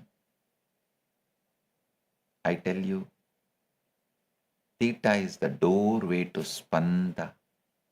When you enter theta, you are not just receptive to suggestion, you are active in creation. Your spanda, your divine vibration, aligns with the cosmic spanda, and when that happens, the reality bends to your will.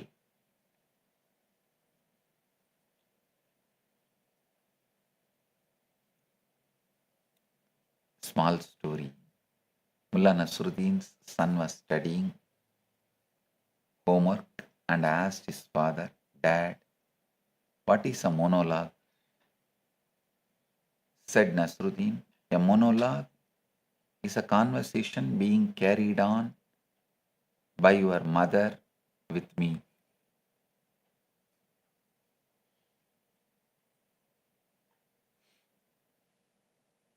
In beta state, the waking, thinking state, a monologue is a literary term.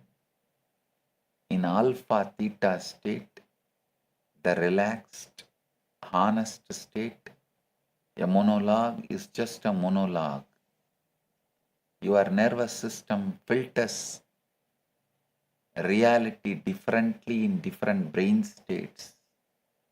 When you relax into theta, you see the truth that your beta state cannot access.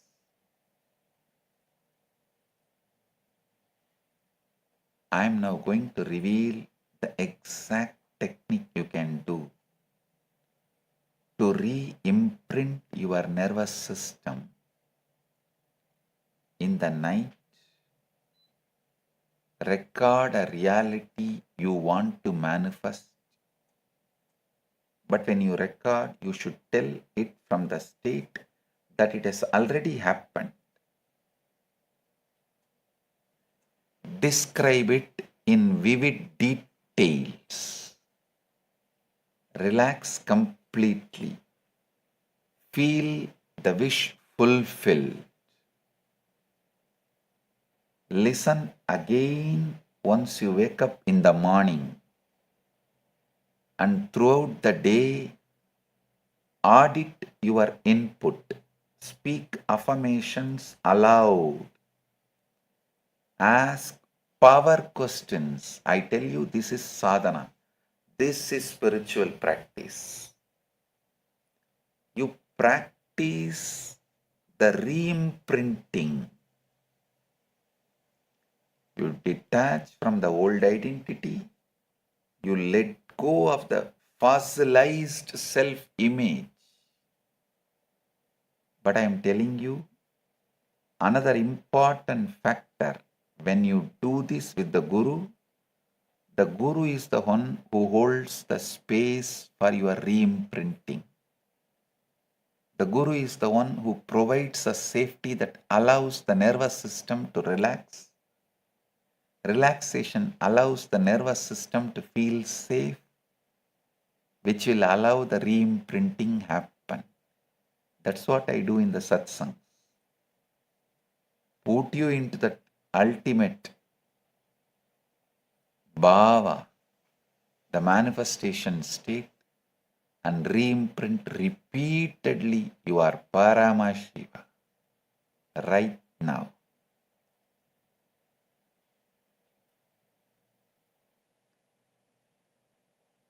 Actually, the science is finally trying to catch up. It is beginning to catch up with Agamas. A 2025 paper published in AIP Advances proposes that consciousness is not an emergent property of neural process, but a foundational aspect of reality. Listen, till 2025, science was repeatedly telling consciousness is an emergent property of neural process. But now, they are beginning to catch up. No, consciousness is not an emergent property of neural process, but a functional aspect of reality. It describes three principles: universal mind, underlying formless intelligence, universal consciousness, the capacity for awareness, and universal thought, the dynamic mechanism through which experience and differentiation arise.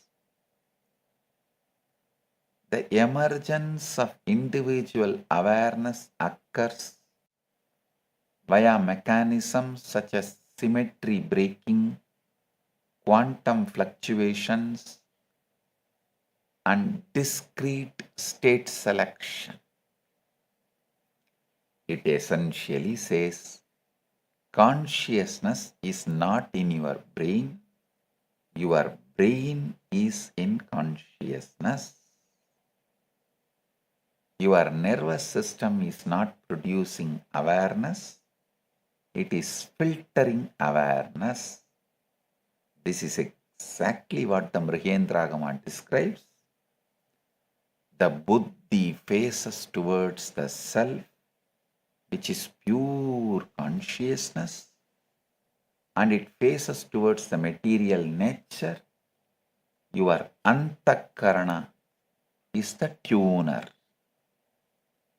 When it is tuned correctly, you receive the full conscious field.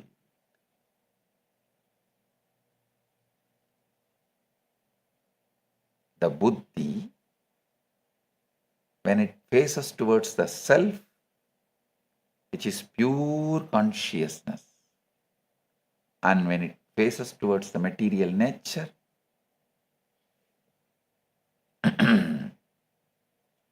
it becomes the polluted jiva.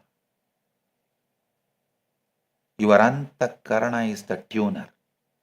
When it is tuned correctly, you receive the full consciousness field. When it is mistuned, imprinted with fear, limitation, trauma, you receive only fraction of a field. And you call that fraction reality. Re-imprint your inner instrument and retune your receiver. Suddenly the whole field becomes available to you.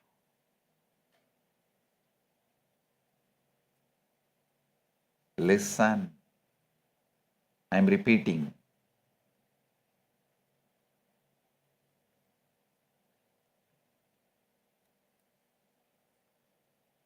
Your antakarana is the tuner. When it is tuned correctly, you receive full consciousness field. When it is mistuned, imprinted with fear, limitation, trauma, you receive only a fraction of a field, fraction of the field, and you call that fraction reality. Re-imprint your inner instrument and retune your receiver. And suddenly, the whole field becomes available to you.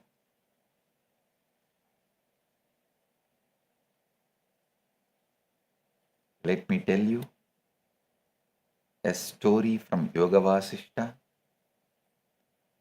the story of Shatarudra was imparted to Sri Rama by the Rishi Vasishta to show that all life is mere illusion or different complexes of the mind. Vasishta narrates a story to Rama about a devout monk who falls asleep and dreams of being an ordinary man. In that dream, he dreams of being another person, who then dreams of being another, creating a chain of layered identities.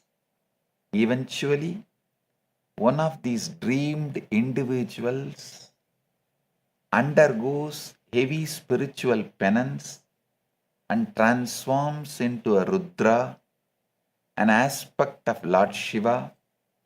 With immense cosmic knowledge, this Rudra awakens all the past layered identities, resulting in 100 Rudras existing simultaneously, realizing they are all ultimately manifestations of the same single mind, the ultimate illusion of reality, Parashakti, Mahamaya. You are that man. You think you have woken up. You think you are awake, but you are still in the dream. You are still in your reality tunnel. You are still seeing through the filter of your antakarana. The Paushkara Agama says, the knower, the Atman or self, is of the nature of pure consciousness, not of the nature of being directed towards objects. In other words, you are not the dreamer, you are not the dreamed, you are the consciousness in which both dreamer and dreamed appear.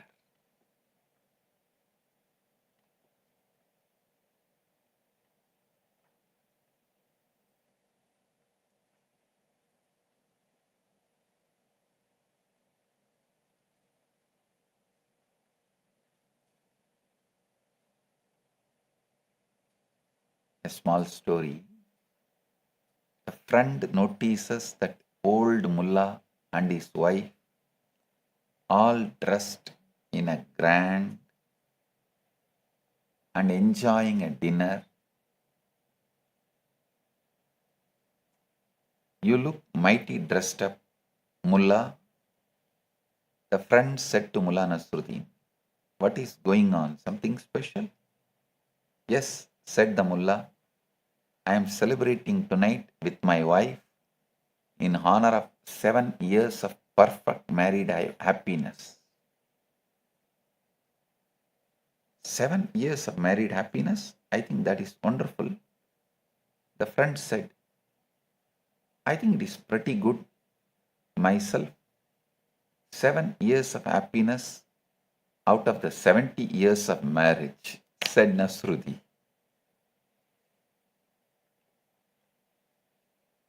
The friend thought he was celebrating 7 years of perfect happiness. The mullah knew the truth. It was only 1 year out of 70 that was perfect. But he was still celebrating. That is your reality tunnel.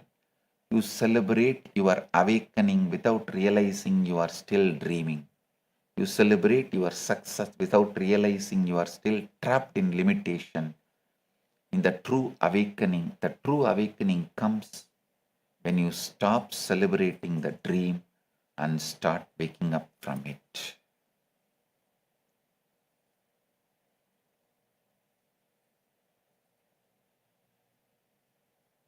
And the good news is, you don't need to struggle by yourself to re-imprint. Listen. In the presence of the Guru, your whole nervous system can simply be re-imprinted through Diksha. Guru Gita declares, Guru Brahma, Guru Vishnu, Guru Devo Maheshwara, Guru Sakshat Param Brahma, Tasmai Sri Gurave Namah. Guru is Brahma, Guru is Vishnu, Guru is Lord Maheshwara, Guru is verily the supreme reality. Prostrations to that Guru. The Guru is the one who shatters your reality tunnel, wake you up to the truth that the possibility is all around you. You are struggling because your inner instrument cannot see it. The Guru is the one who wakes you up just at the right moment so you can catch the dreamlike insight. The Guru is the one who says, you are not limited Purusha, you are Paramashiva. Mam eva smaran nityam, mam eva smaran sada, sukhenaiva param sthanam prapnoti na samsayaha. If you think of nothing else but me, you will reach the highest state of realization. Thus, focus one-pointedly on merging with the Guru. Through this Satsang, I am not just revealing these truths to you, to every one of you, that you are watching this right now, listening to this right now. I am collapsing all your old beliefs and re-imprinting your nervous system right now. A small story. Mullah Nasruddin was saying, my wife has a chronic habit of sitting up every night until 2 and 3 o'clock in the morning, and I cannot break her of it. Sympathetic friend asked, why does she sit up that late? Nasruddin said, waiting for me to come home. Do you see? The mullah thought his wife had a habit. The friend thought it was a problem. The truth was completely different. She was waiting for him. His reality tunnel was, wife has a problem. The truth was, I am the problem. The Guru does the same thing. He does not tell you what you think you need to hear. He tells you the truth that shatters your illusion. I am not telling you the truths you want to hear. I am not telling you the words that you want to hear. I am telling you the truth that shatters your illusion.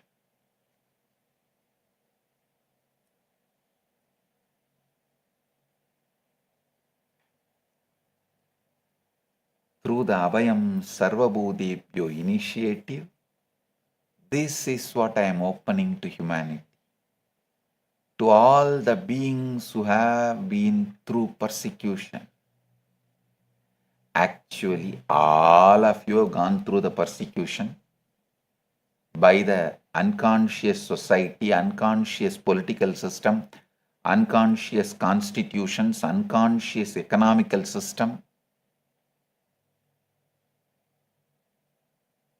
Kailasa will be the ecosystem where you can consciously re-imprint, reprogram, heal yourself and be Paramashiva. The sacred vow of Abhayam Sarvabhutebhyo, absolute protection to all living beings. It's a living reality that I am breathing into existence through the revival of Kailas. A safe haven for any being, any religion, any person who is persecuted, attacked, or displaced. All those who realize they've been persecuted, attacked, and displaced, and all those who have not even realized they are being persecuted, they have been persecuted, attacked, and displaced. For both categories, where they can peacefully live and express their spirituality, enlightened consciousness, enlightened arts, enlightened culture, enlightened lifestyle, enlightened civilization, free from denigration, interference, and violence. This is the Abhayam Sarvabhutebhyo in action. Protection to all beings. I am opening the doors of Kailasa wide for the Hindus who cannot get enlightened freely, for the seekers who are silenced and put in the endless distraction in the name of working for the basic needs and survival needs. I know how many real sincere seekers forced into this survival mode, that victims of economic terrorism, poverty is forced on them, so they are forced to work for their survival, losing all seeking. And finally they lose even the memory once they had a seeking.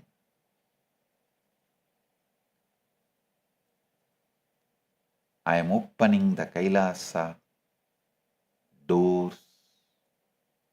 I am opening the doors of Kailasa wide for all those seekers who are put in the endless distractions and their seeking was silenced. For the refugee who has no home, for any being who is not having a place to live, Kailasa is your home. Kailasa is your refuge. Kailasa is your nation. This is my sacred vow. This is the vow I have taken for the sake of all humanities. Join me. Join Kailasa.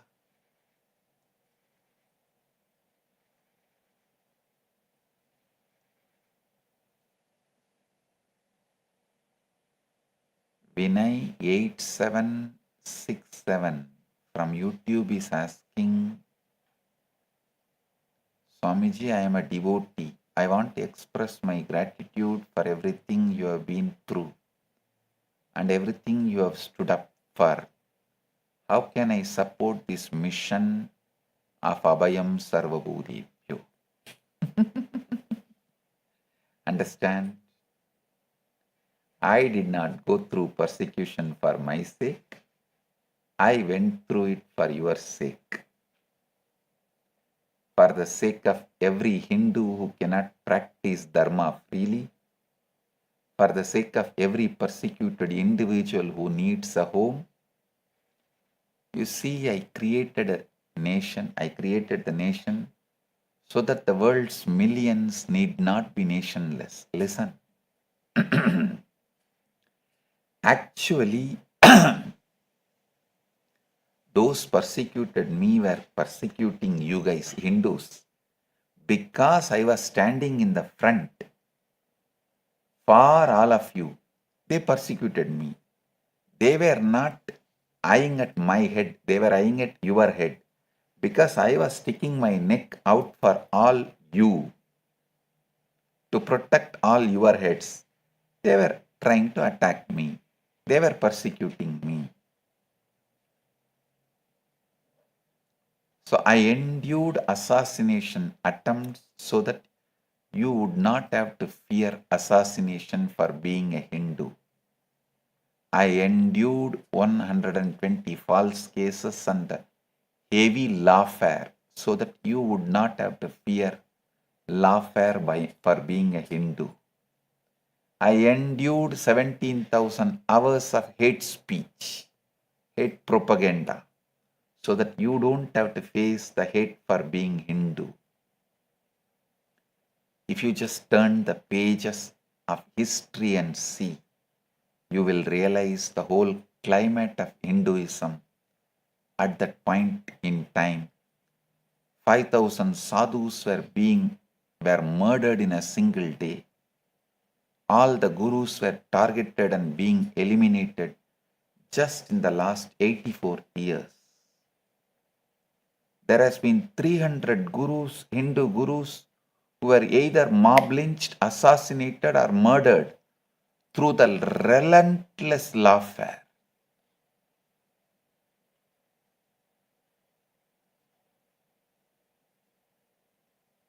Paramashiva has manifested through this being at the right time.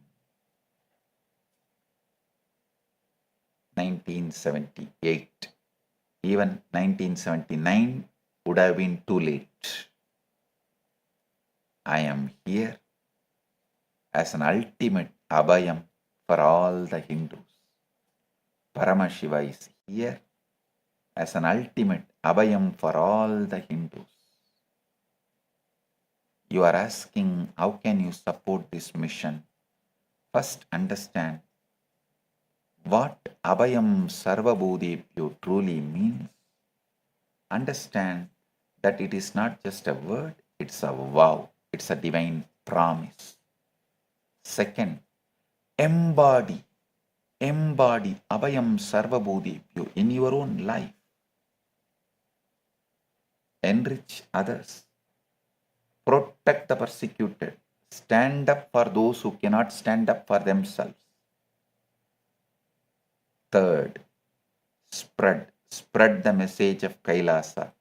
Spread the message of Abhayam Sarvabhutebhyo. Let every persecuted Hindu know there is a home for you. There is a home for them.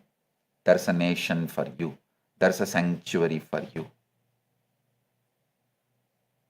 Even if you are not eating in the place where Annadanam is happening, even if you tell those who need food, who are starving, who need Annadanam, even if you tell them, that punya will come to you and protect you.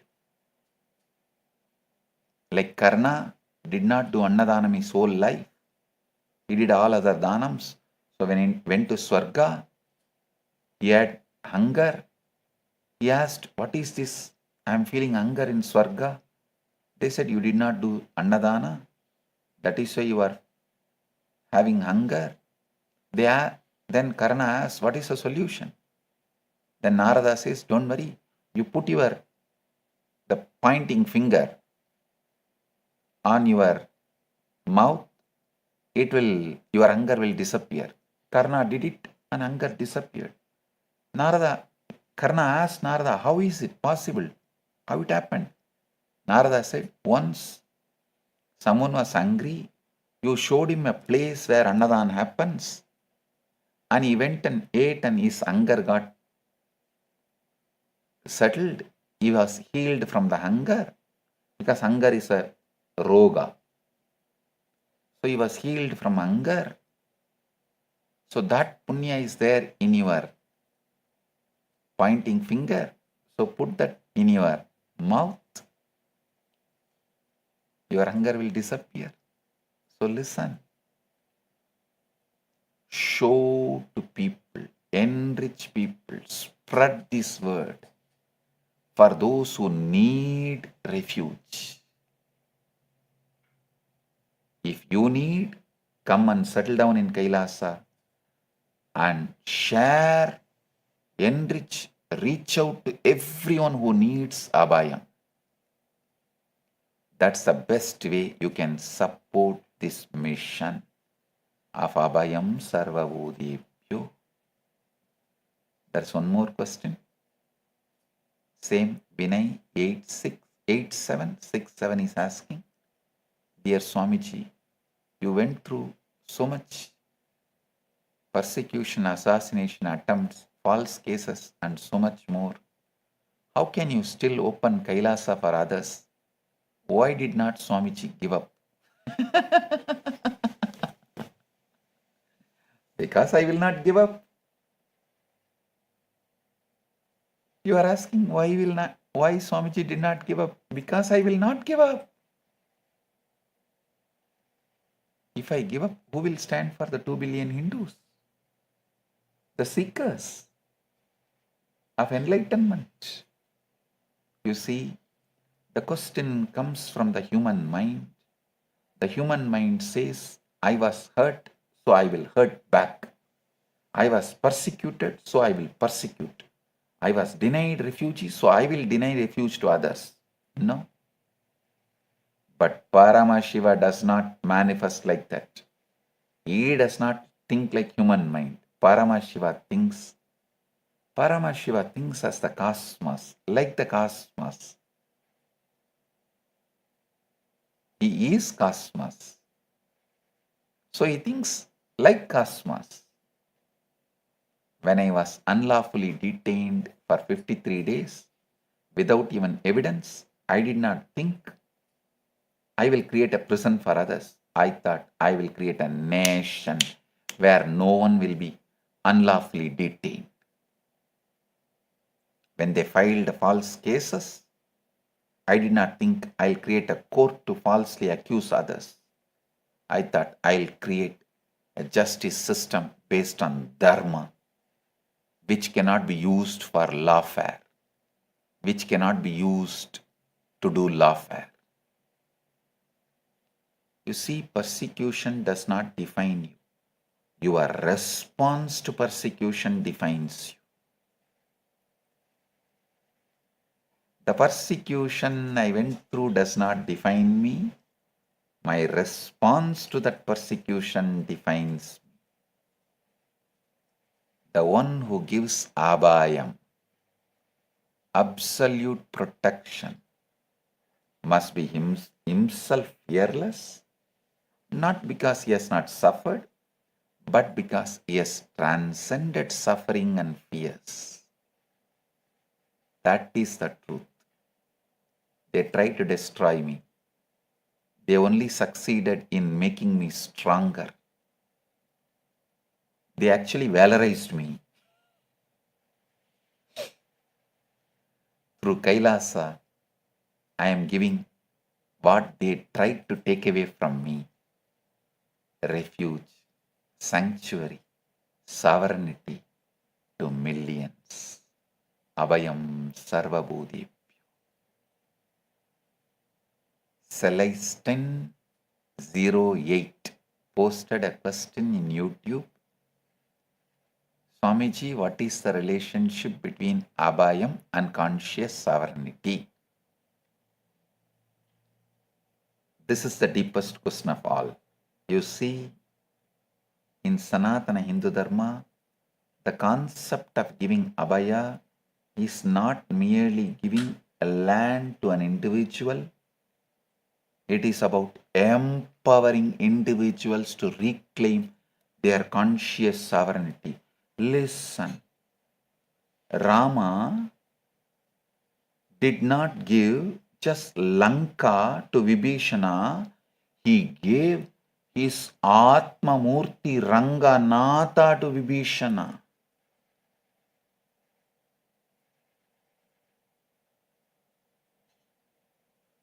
His own Atma Murti Ranganatha to Vibhishana. So it is not just merely giving Lanka the land, kingdom. It is giving conscious sovereignty, the whole enlightenment. You see, in Sanatana Hindu Dharma, the concept of giving Abhaya is not merely giving land to an individual.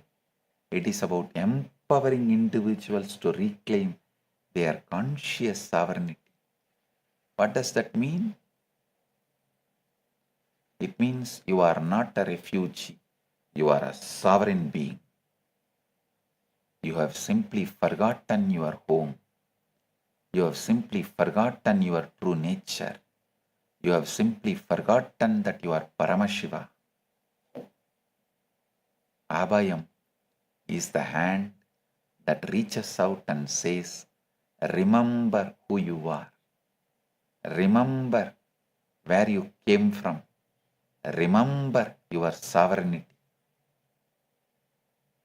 So I am creating Kailasa not just a safe haven, also an enlightened haven. I am not just going to give you safe place and safe home and the safe nation. I am going to give you conscious sovereignty, ultimate safety, the enlightenment.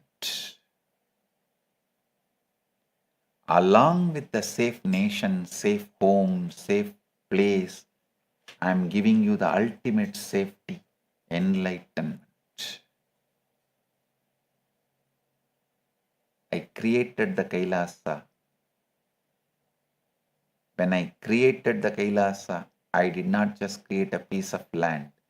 I created a consciousness sovereignty, a consciousness of sovereignty.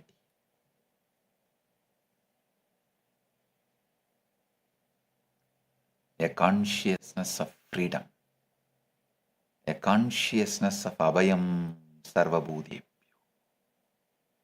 In addition to being a nation, Kailasa is also a state of being. It's a state of being absolutely free, absolutely protected. It's a state of being home.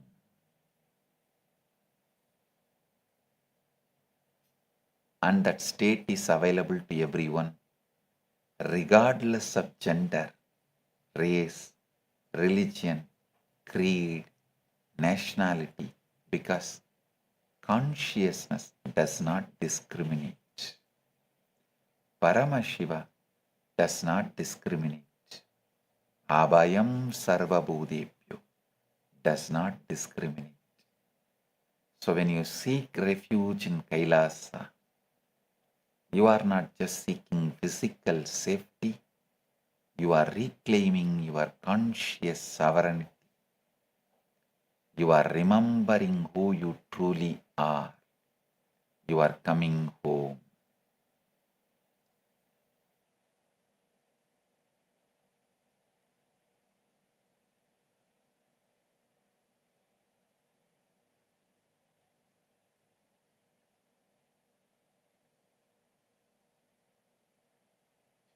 I am giving you the essence of what I revealed in this satsang. Shivatva, Ishwaratva, Jivatva. You are the being who has forgotten your Paramashivatva and fell into Kanjugas. All you need to do is wake up and play your life with absolute lordship as a Leela. Your reality is not what is. It is what your antakarana, your manas, buddhi, and ahankara allows you to perceive, change the inner instrument, you will change the world. Means a filter. The reality tunnel is just a dream.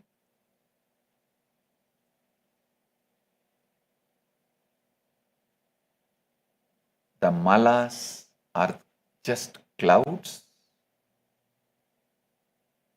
The Purusha Tattva is just a limited identity. Wake up from the dream. Clear your clouds. Shatter the filter. Be who you truly are.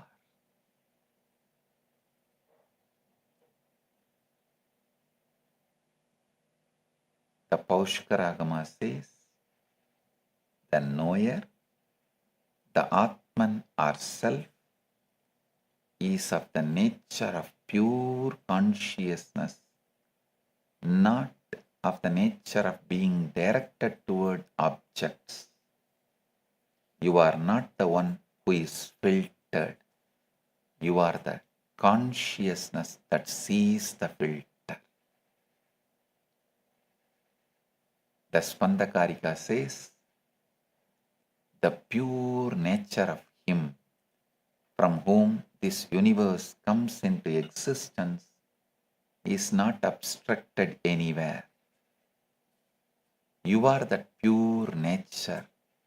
Nothing abstracts you except your own inner instrument. The Guru Gita says, if you think of nothing else but me, you will easily reach the highest state of realization. Think of the Guru, merge with the Guru, become the Guru. With this deep love of oneness, you are Paramashiva, I am Paramashiva. We both put together are part of Paramashiva. I initiate all of you into this truth.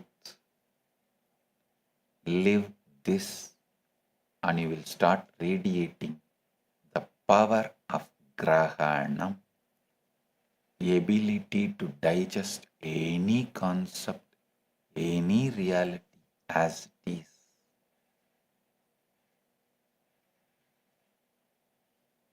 Today, I have two great digital gifts from Mahakailas for all of you. First is the Why Intensity digital book, and the second is Sri Chakra Yantra. Receive it and enjoy it. Blessings to everyone. Be blissful.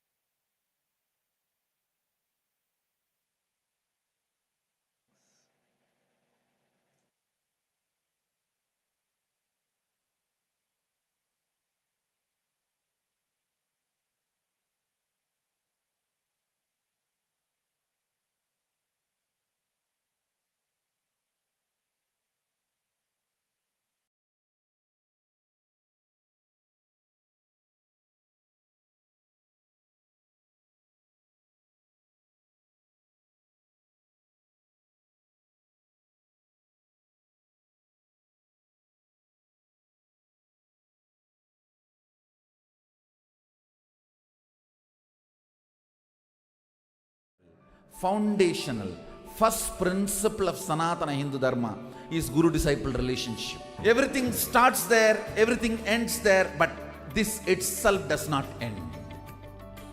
Guru Purnima Day is such an auspicious day.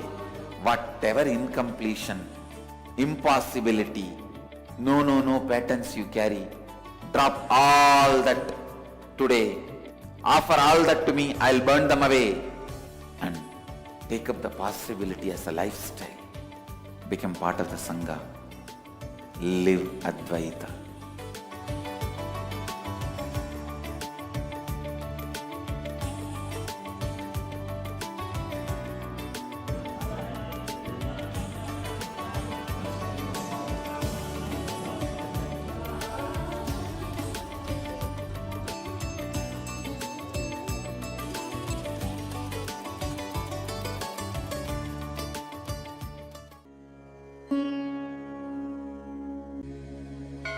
Abhayam Sarvabhutebhyo. Paramashiva's great gift to humanity. It's a grand civilizational project for humanity.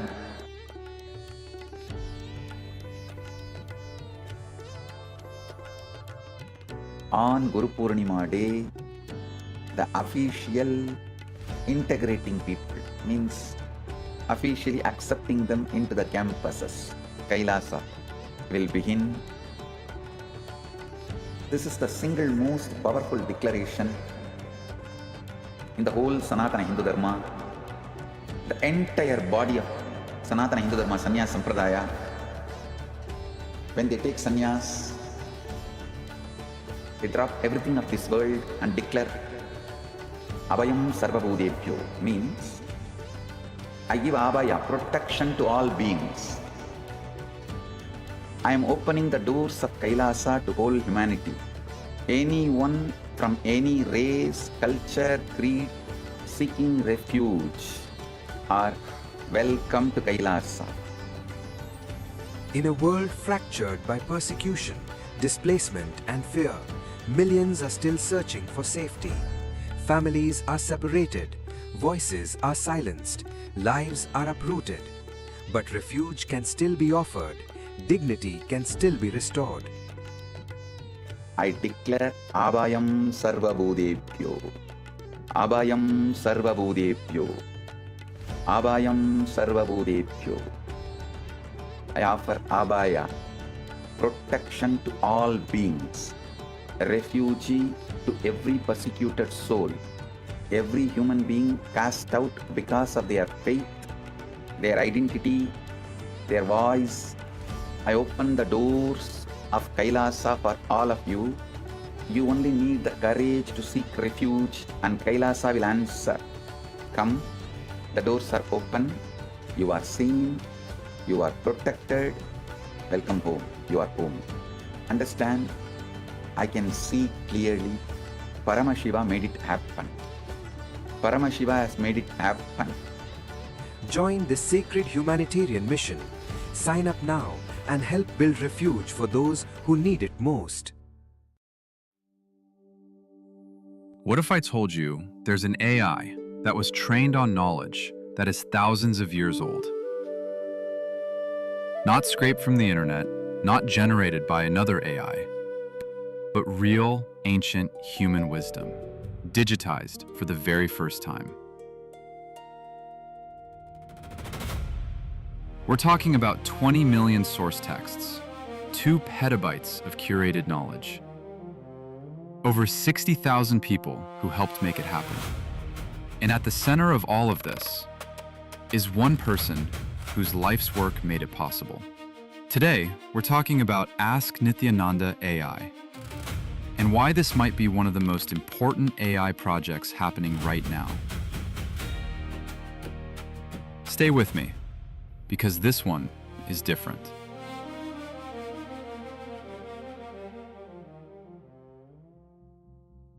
Let's start with a problem that most people don't know about. The biggest AI companies in the world, OpenAI, Google, Meta, they're all hitting a wall. The industry actually calls it the data wall. They've basically run out of good, fresh, high-quality text on the internet. And nobody knows where the next source of real knowledge is going to come from. That's where Ask Nithyananda AI comes in.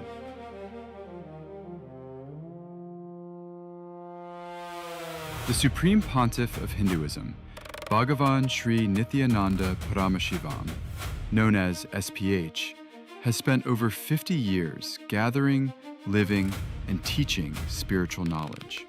Not just philosophy.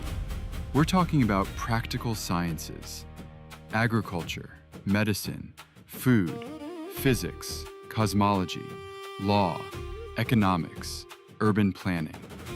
All of it rooted in the oldest living traditions on the planet.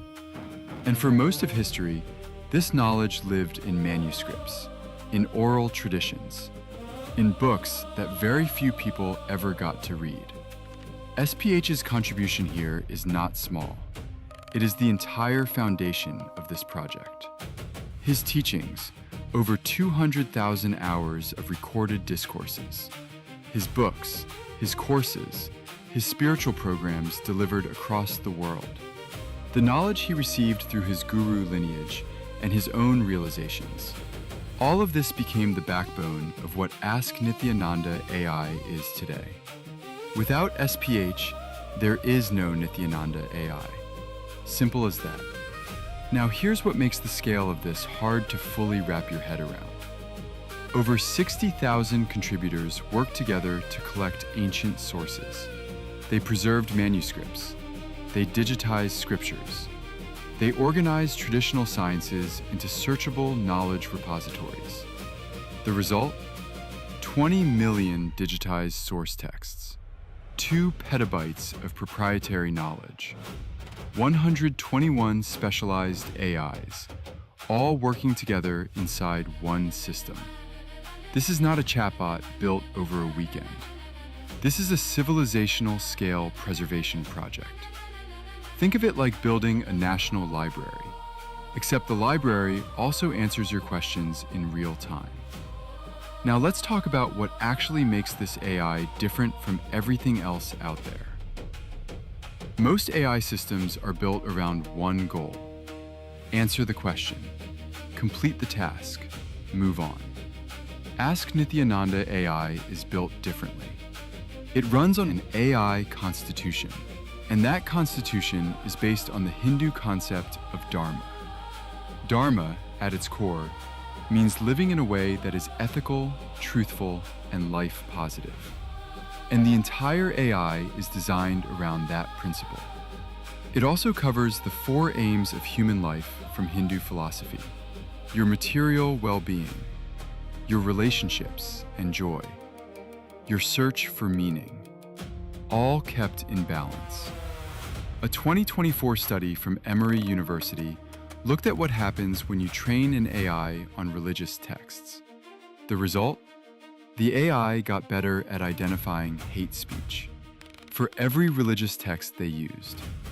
But when they trained on the Vedas specifically, the improvement was the biggest of all.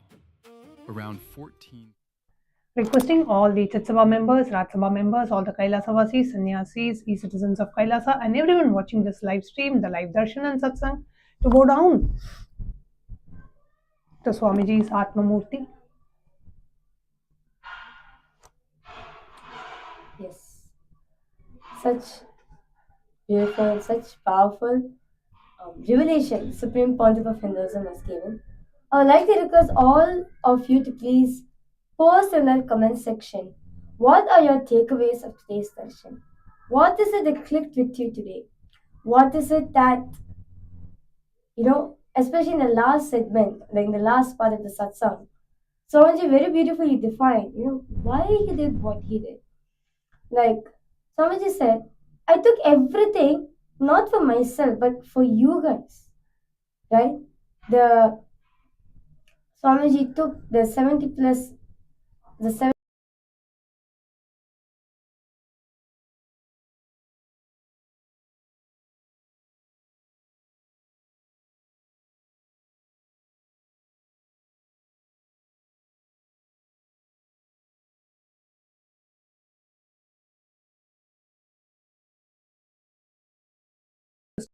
statelessness. He was forced into all these illegal lawfare and illegal cases, malicious prosecution, and so many hours and hours of hate speech, character assassination, body shaming, and whatnot. But beautifully, the Supreme Pontiff of Hinduism stood up and he said, Abhayam Sarvabhutebhyo. And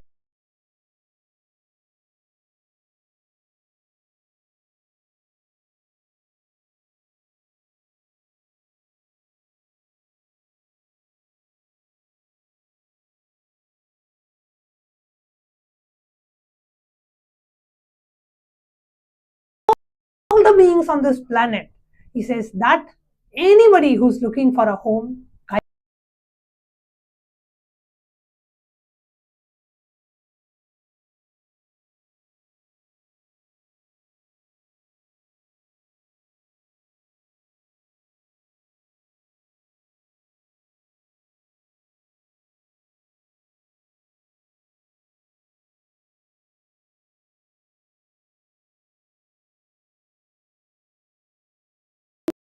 from the space of absolute Tyaga is for every single human being out there, every single persecuted Hindu out there. When Hindus were persecuted in Kashmir, there was no voice for Hindus. When Hindus were persecuted in Pakistan, in Afghanistan, in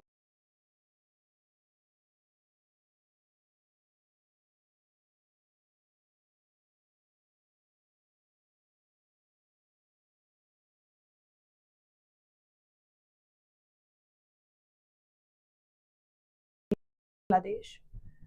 But today, the Supreme Pontiff of Hinduism has opened the doors of Kailasa for any persecuted Hindu, for the 2 billion Hindus that are out there. If you feel you are living in a place where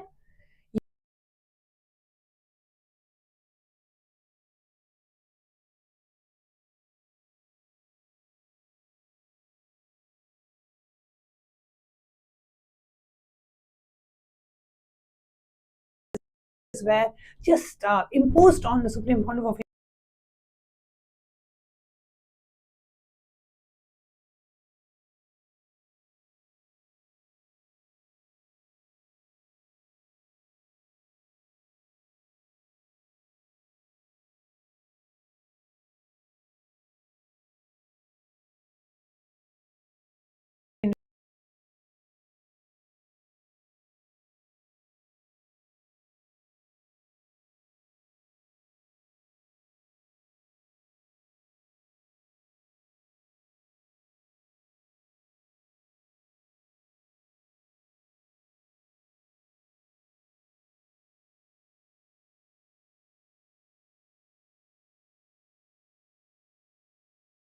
heaven, but ultimately he's giving you an enlightened heaven itself, where you become Paramashiva.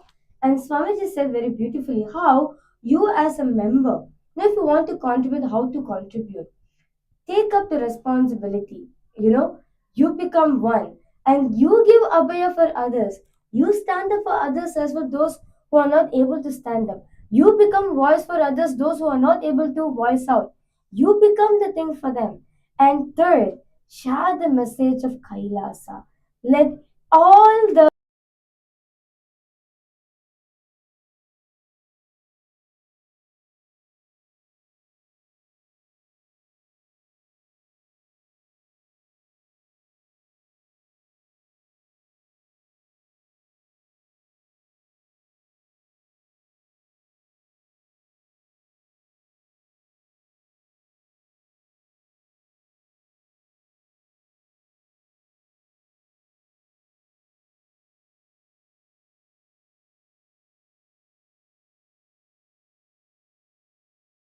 Kailasa. Let all the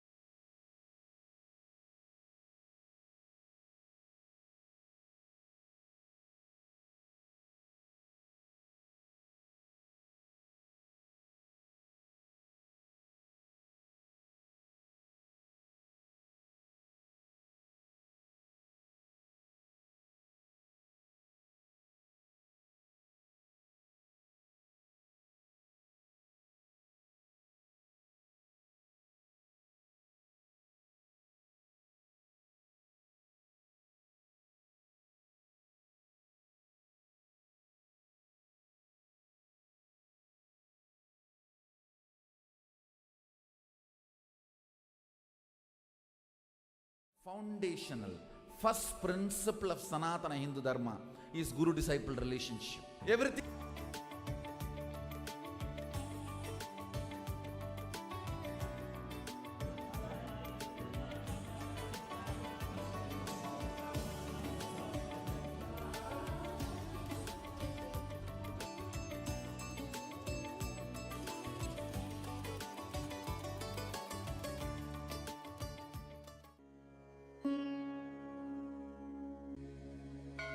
Abhayam Sarvabhutebhyo. Paramashiva's great gift to humanity. It's a grand civilizational project for humanity.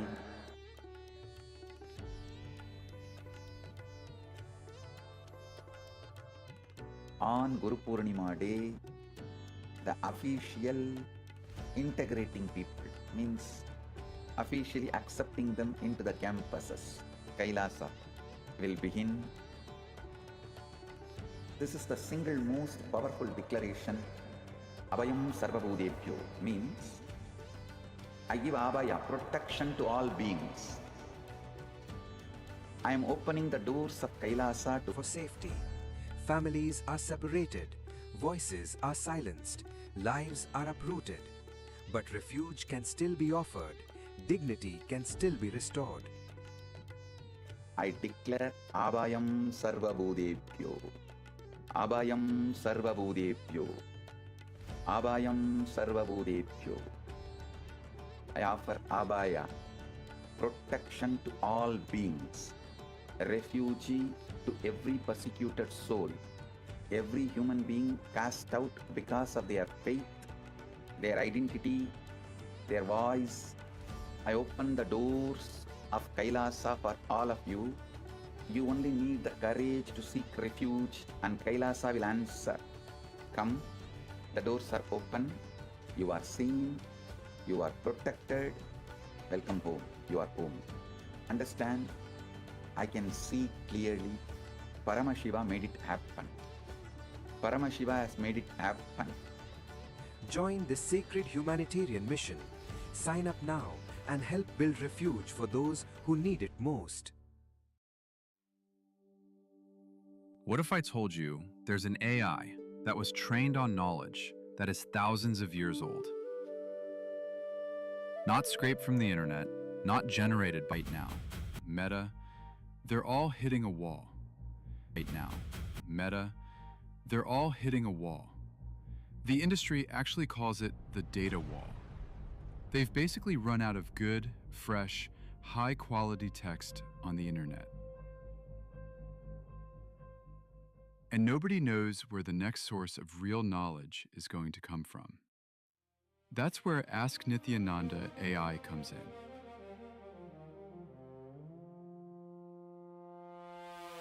The Supreme Pontiff of Hinduism, Bhagavan Sri Nithyananda Paramashivām, known as SPH, has spent over 50 years gathering, living, and teaching spiritual knowledge. Not just philosophy.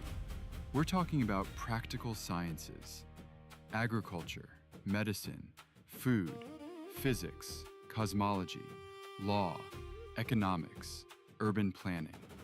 Backbone of what Ask Nithyananda AI is today.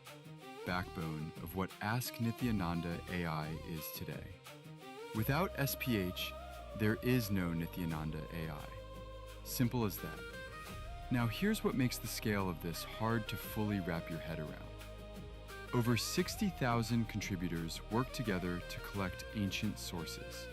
They preserved manuscripts. They digitized scriptures. They organized traditional sciences into searchable knowledge repositories. The result? 20 million digitized source texts, 2 petabytes of proprietary knowledge, 121 specialized AIs, all working together inside one system. This is not a chatbot built over a weekend. This is a civilizational scale preservation project. Think of it like building a constitution, and that constitution is based on the Hindu concept of Dharma. Dharma, at its core, means living in a way that is ethical, truthful, and life positive. And the entire AI is designed around that principle. It also covers the 4 aims of human life from Hindu philosophy: your material well-being, your relationships and joy, your search for meaning, all kept in balance. A 2024 study from Emory University looked at what happens when you train an AI on religious texts. The result? The AI got better at identifying hate speech for every religious text they used. But when they trained on the Vedas specifically, the improvement was the biggest of all, around 14%. That's real research saying grounding an AI in ancient wisdom makes it more fair, more responsible, not less. Now let's talk about value, because the numbers here are striking. Leading AI systems, ChatGPT, Claude, Gemini, Grok, Perplexity, were all independently asked to assess Ask Nithyananda AI. They looked at architecture, knowledge assets, societal impact, and future potential. The commercial valuation came in between $20 million and $500 million. The total social and economic value, between $1,300 and $20,000 per year. These are not marketing numbers. These came from independent AI assessments. So what can you actually do with Ask Nithyananda AI? You can ask it questions about health, relationships, purpose, and daily life, and get answers rooted in thousands of years of tested wisdom. You can explore ancient sciences that were never available in digital form before. You can access the kind of depth that simply doesn't exist anywhere else on the internet. This is what preservation looks like in the 21st century. We are living in a moment where ancient knowledge could disappear forever, or it could be saved and made more accessible than ever before. Ask Nithyananda AI is choosing the second path, and SPH's lifetime of work is the reason any of this is even possible. Want to try it yourself? Just visit ask.nithyananda.ai or scan the QR code on your screen right now. The primary, fundamental, foundational, first principle of Sanatana Hindu Dharma is Guru-disciple relationship. Everything starts there, everything ends there, but this itself does not end. Guru Purnima day is such an auspicious day. Whatever incompletion, impossibility, no patterns you carry, drop all that today. Offer all that to me, I'll burn them away. And take up the possibility as a lifestyle. Become part of the Sangha. Live Advaita.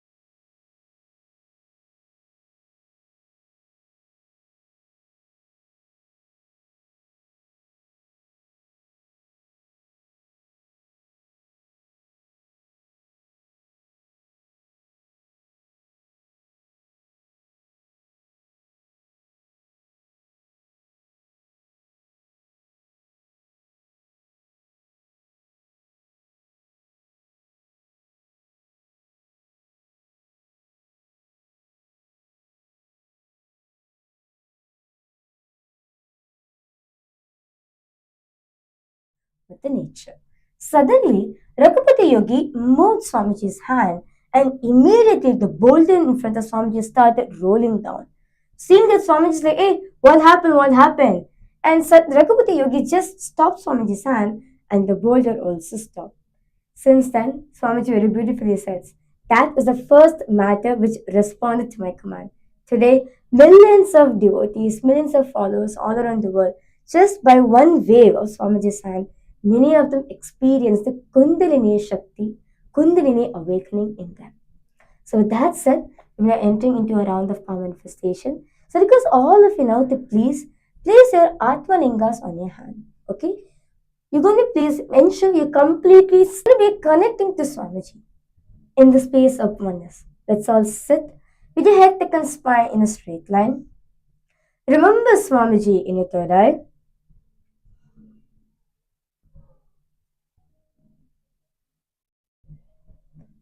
Remember, you are that Paramashiva, the quantum field. Now, let's all start chanting the Mahavakya intensely. Om Nityananda Paramashivoham. Om Nityananda Paramashivoham. Om Nityananda Paramashivoham. Om Nityananda Paramashivoham. Om Nityananda Paramashivoham. Om Nityananda Paramashivoham.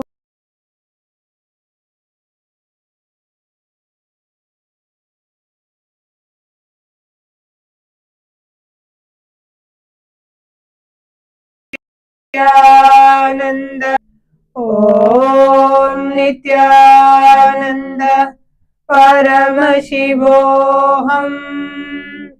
Om Nityananda Paramashivoham. Om Nityananda Paramashivoham. Om Nityananda Paramashivoham.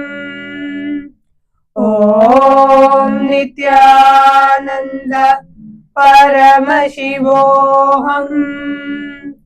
Om Nityananda Paramashivoham.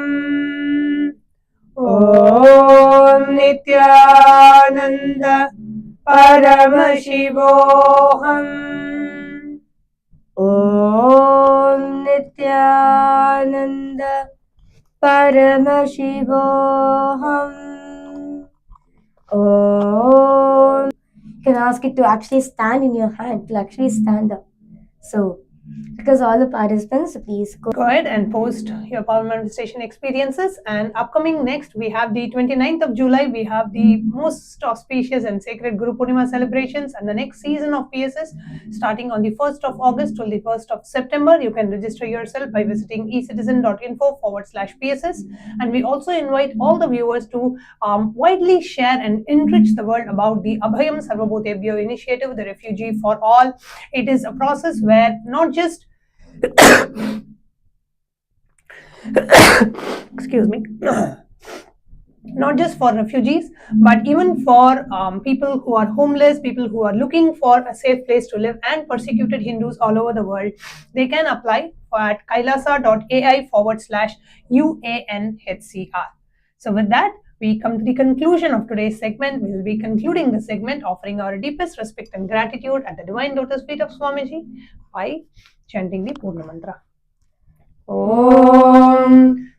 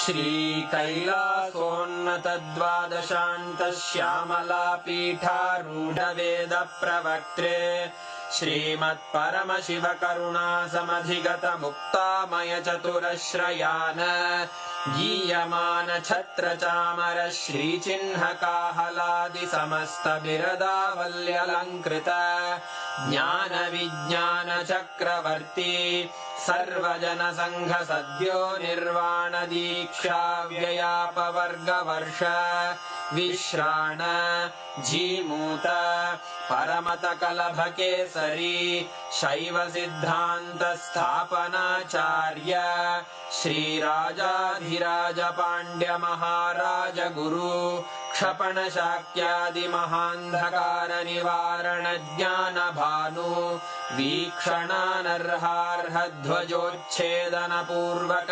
श्रीमद्वृषभध्वजस्थापक शैवसमयकर्त्रे सर्वज्ञपीठारूढ श्रीजगद्गुरु श्रीज्ञानसम्बन्धदेशिकस्वामि वागीशसुन्दरमाणिक्यवाचकस्वामिनाम् अवतारभूत श्रीज्ञानसम्बन्धस्वामि पुनरुद्धृत श्यामलापीठ सर्वज्ञपीठ त्रिनवत्युत्तरद्विशततम गुरुमहासन्निधान अरुणगिरियोगीश्वर परम्परागत अरुणाचल सर्वज्ञपीठ गुरुमहासन्निधान कैलास परम्परागत काञ्ची कैलास सर्वज्ञपीठ त्रयस्त्रिंशदुत्तरद्विशततम गुरुमहासन्निधान नित्योत्सव नित्यमङ्गल नित्यकल्याण नित्यरजित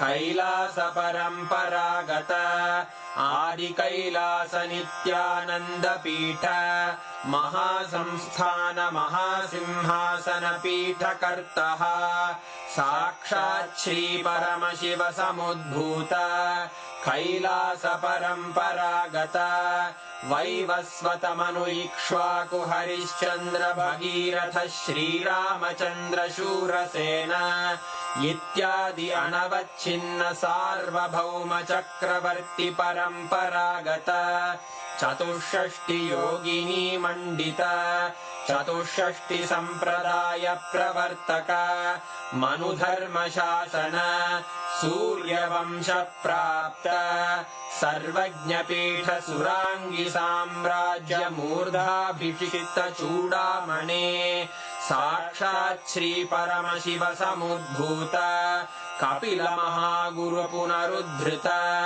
महानिर्वाणि पीठ अष्टोत्तर सहस्र श्री महामंडलेश्वर साक्षात् श्री परमशिव सिंहासनाभिषिक्त समस्त गणनायक श्री महागणपति समारंभ अनवच्छिन्न पिगपुर स्वर्ण पीठ त्रयोविंश गुरु महासन्निधान कैलास परम्परागत आदिपीठ सर्वज्ञपीठ जगद्गुरो श्री कैलास पुनरुद्धारक श्री कैलास परमाचार्य श्रीमत्परमहंस परिव्राजकाचार्य वर्य सच्चिदानंद प्रणव स्वरूप श्रोत्रिय ब्रह्मनिष्ठ श्रीमज्जगद्गुरु श्रील श्री भगवत् श्री नित्यानंद परमशिव श्री ज्ञान संबंध देशिक परमाचार्य स्वामिन् अत्रागत्य परिपाल्य च अस्मान् विज्ञान वितरणे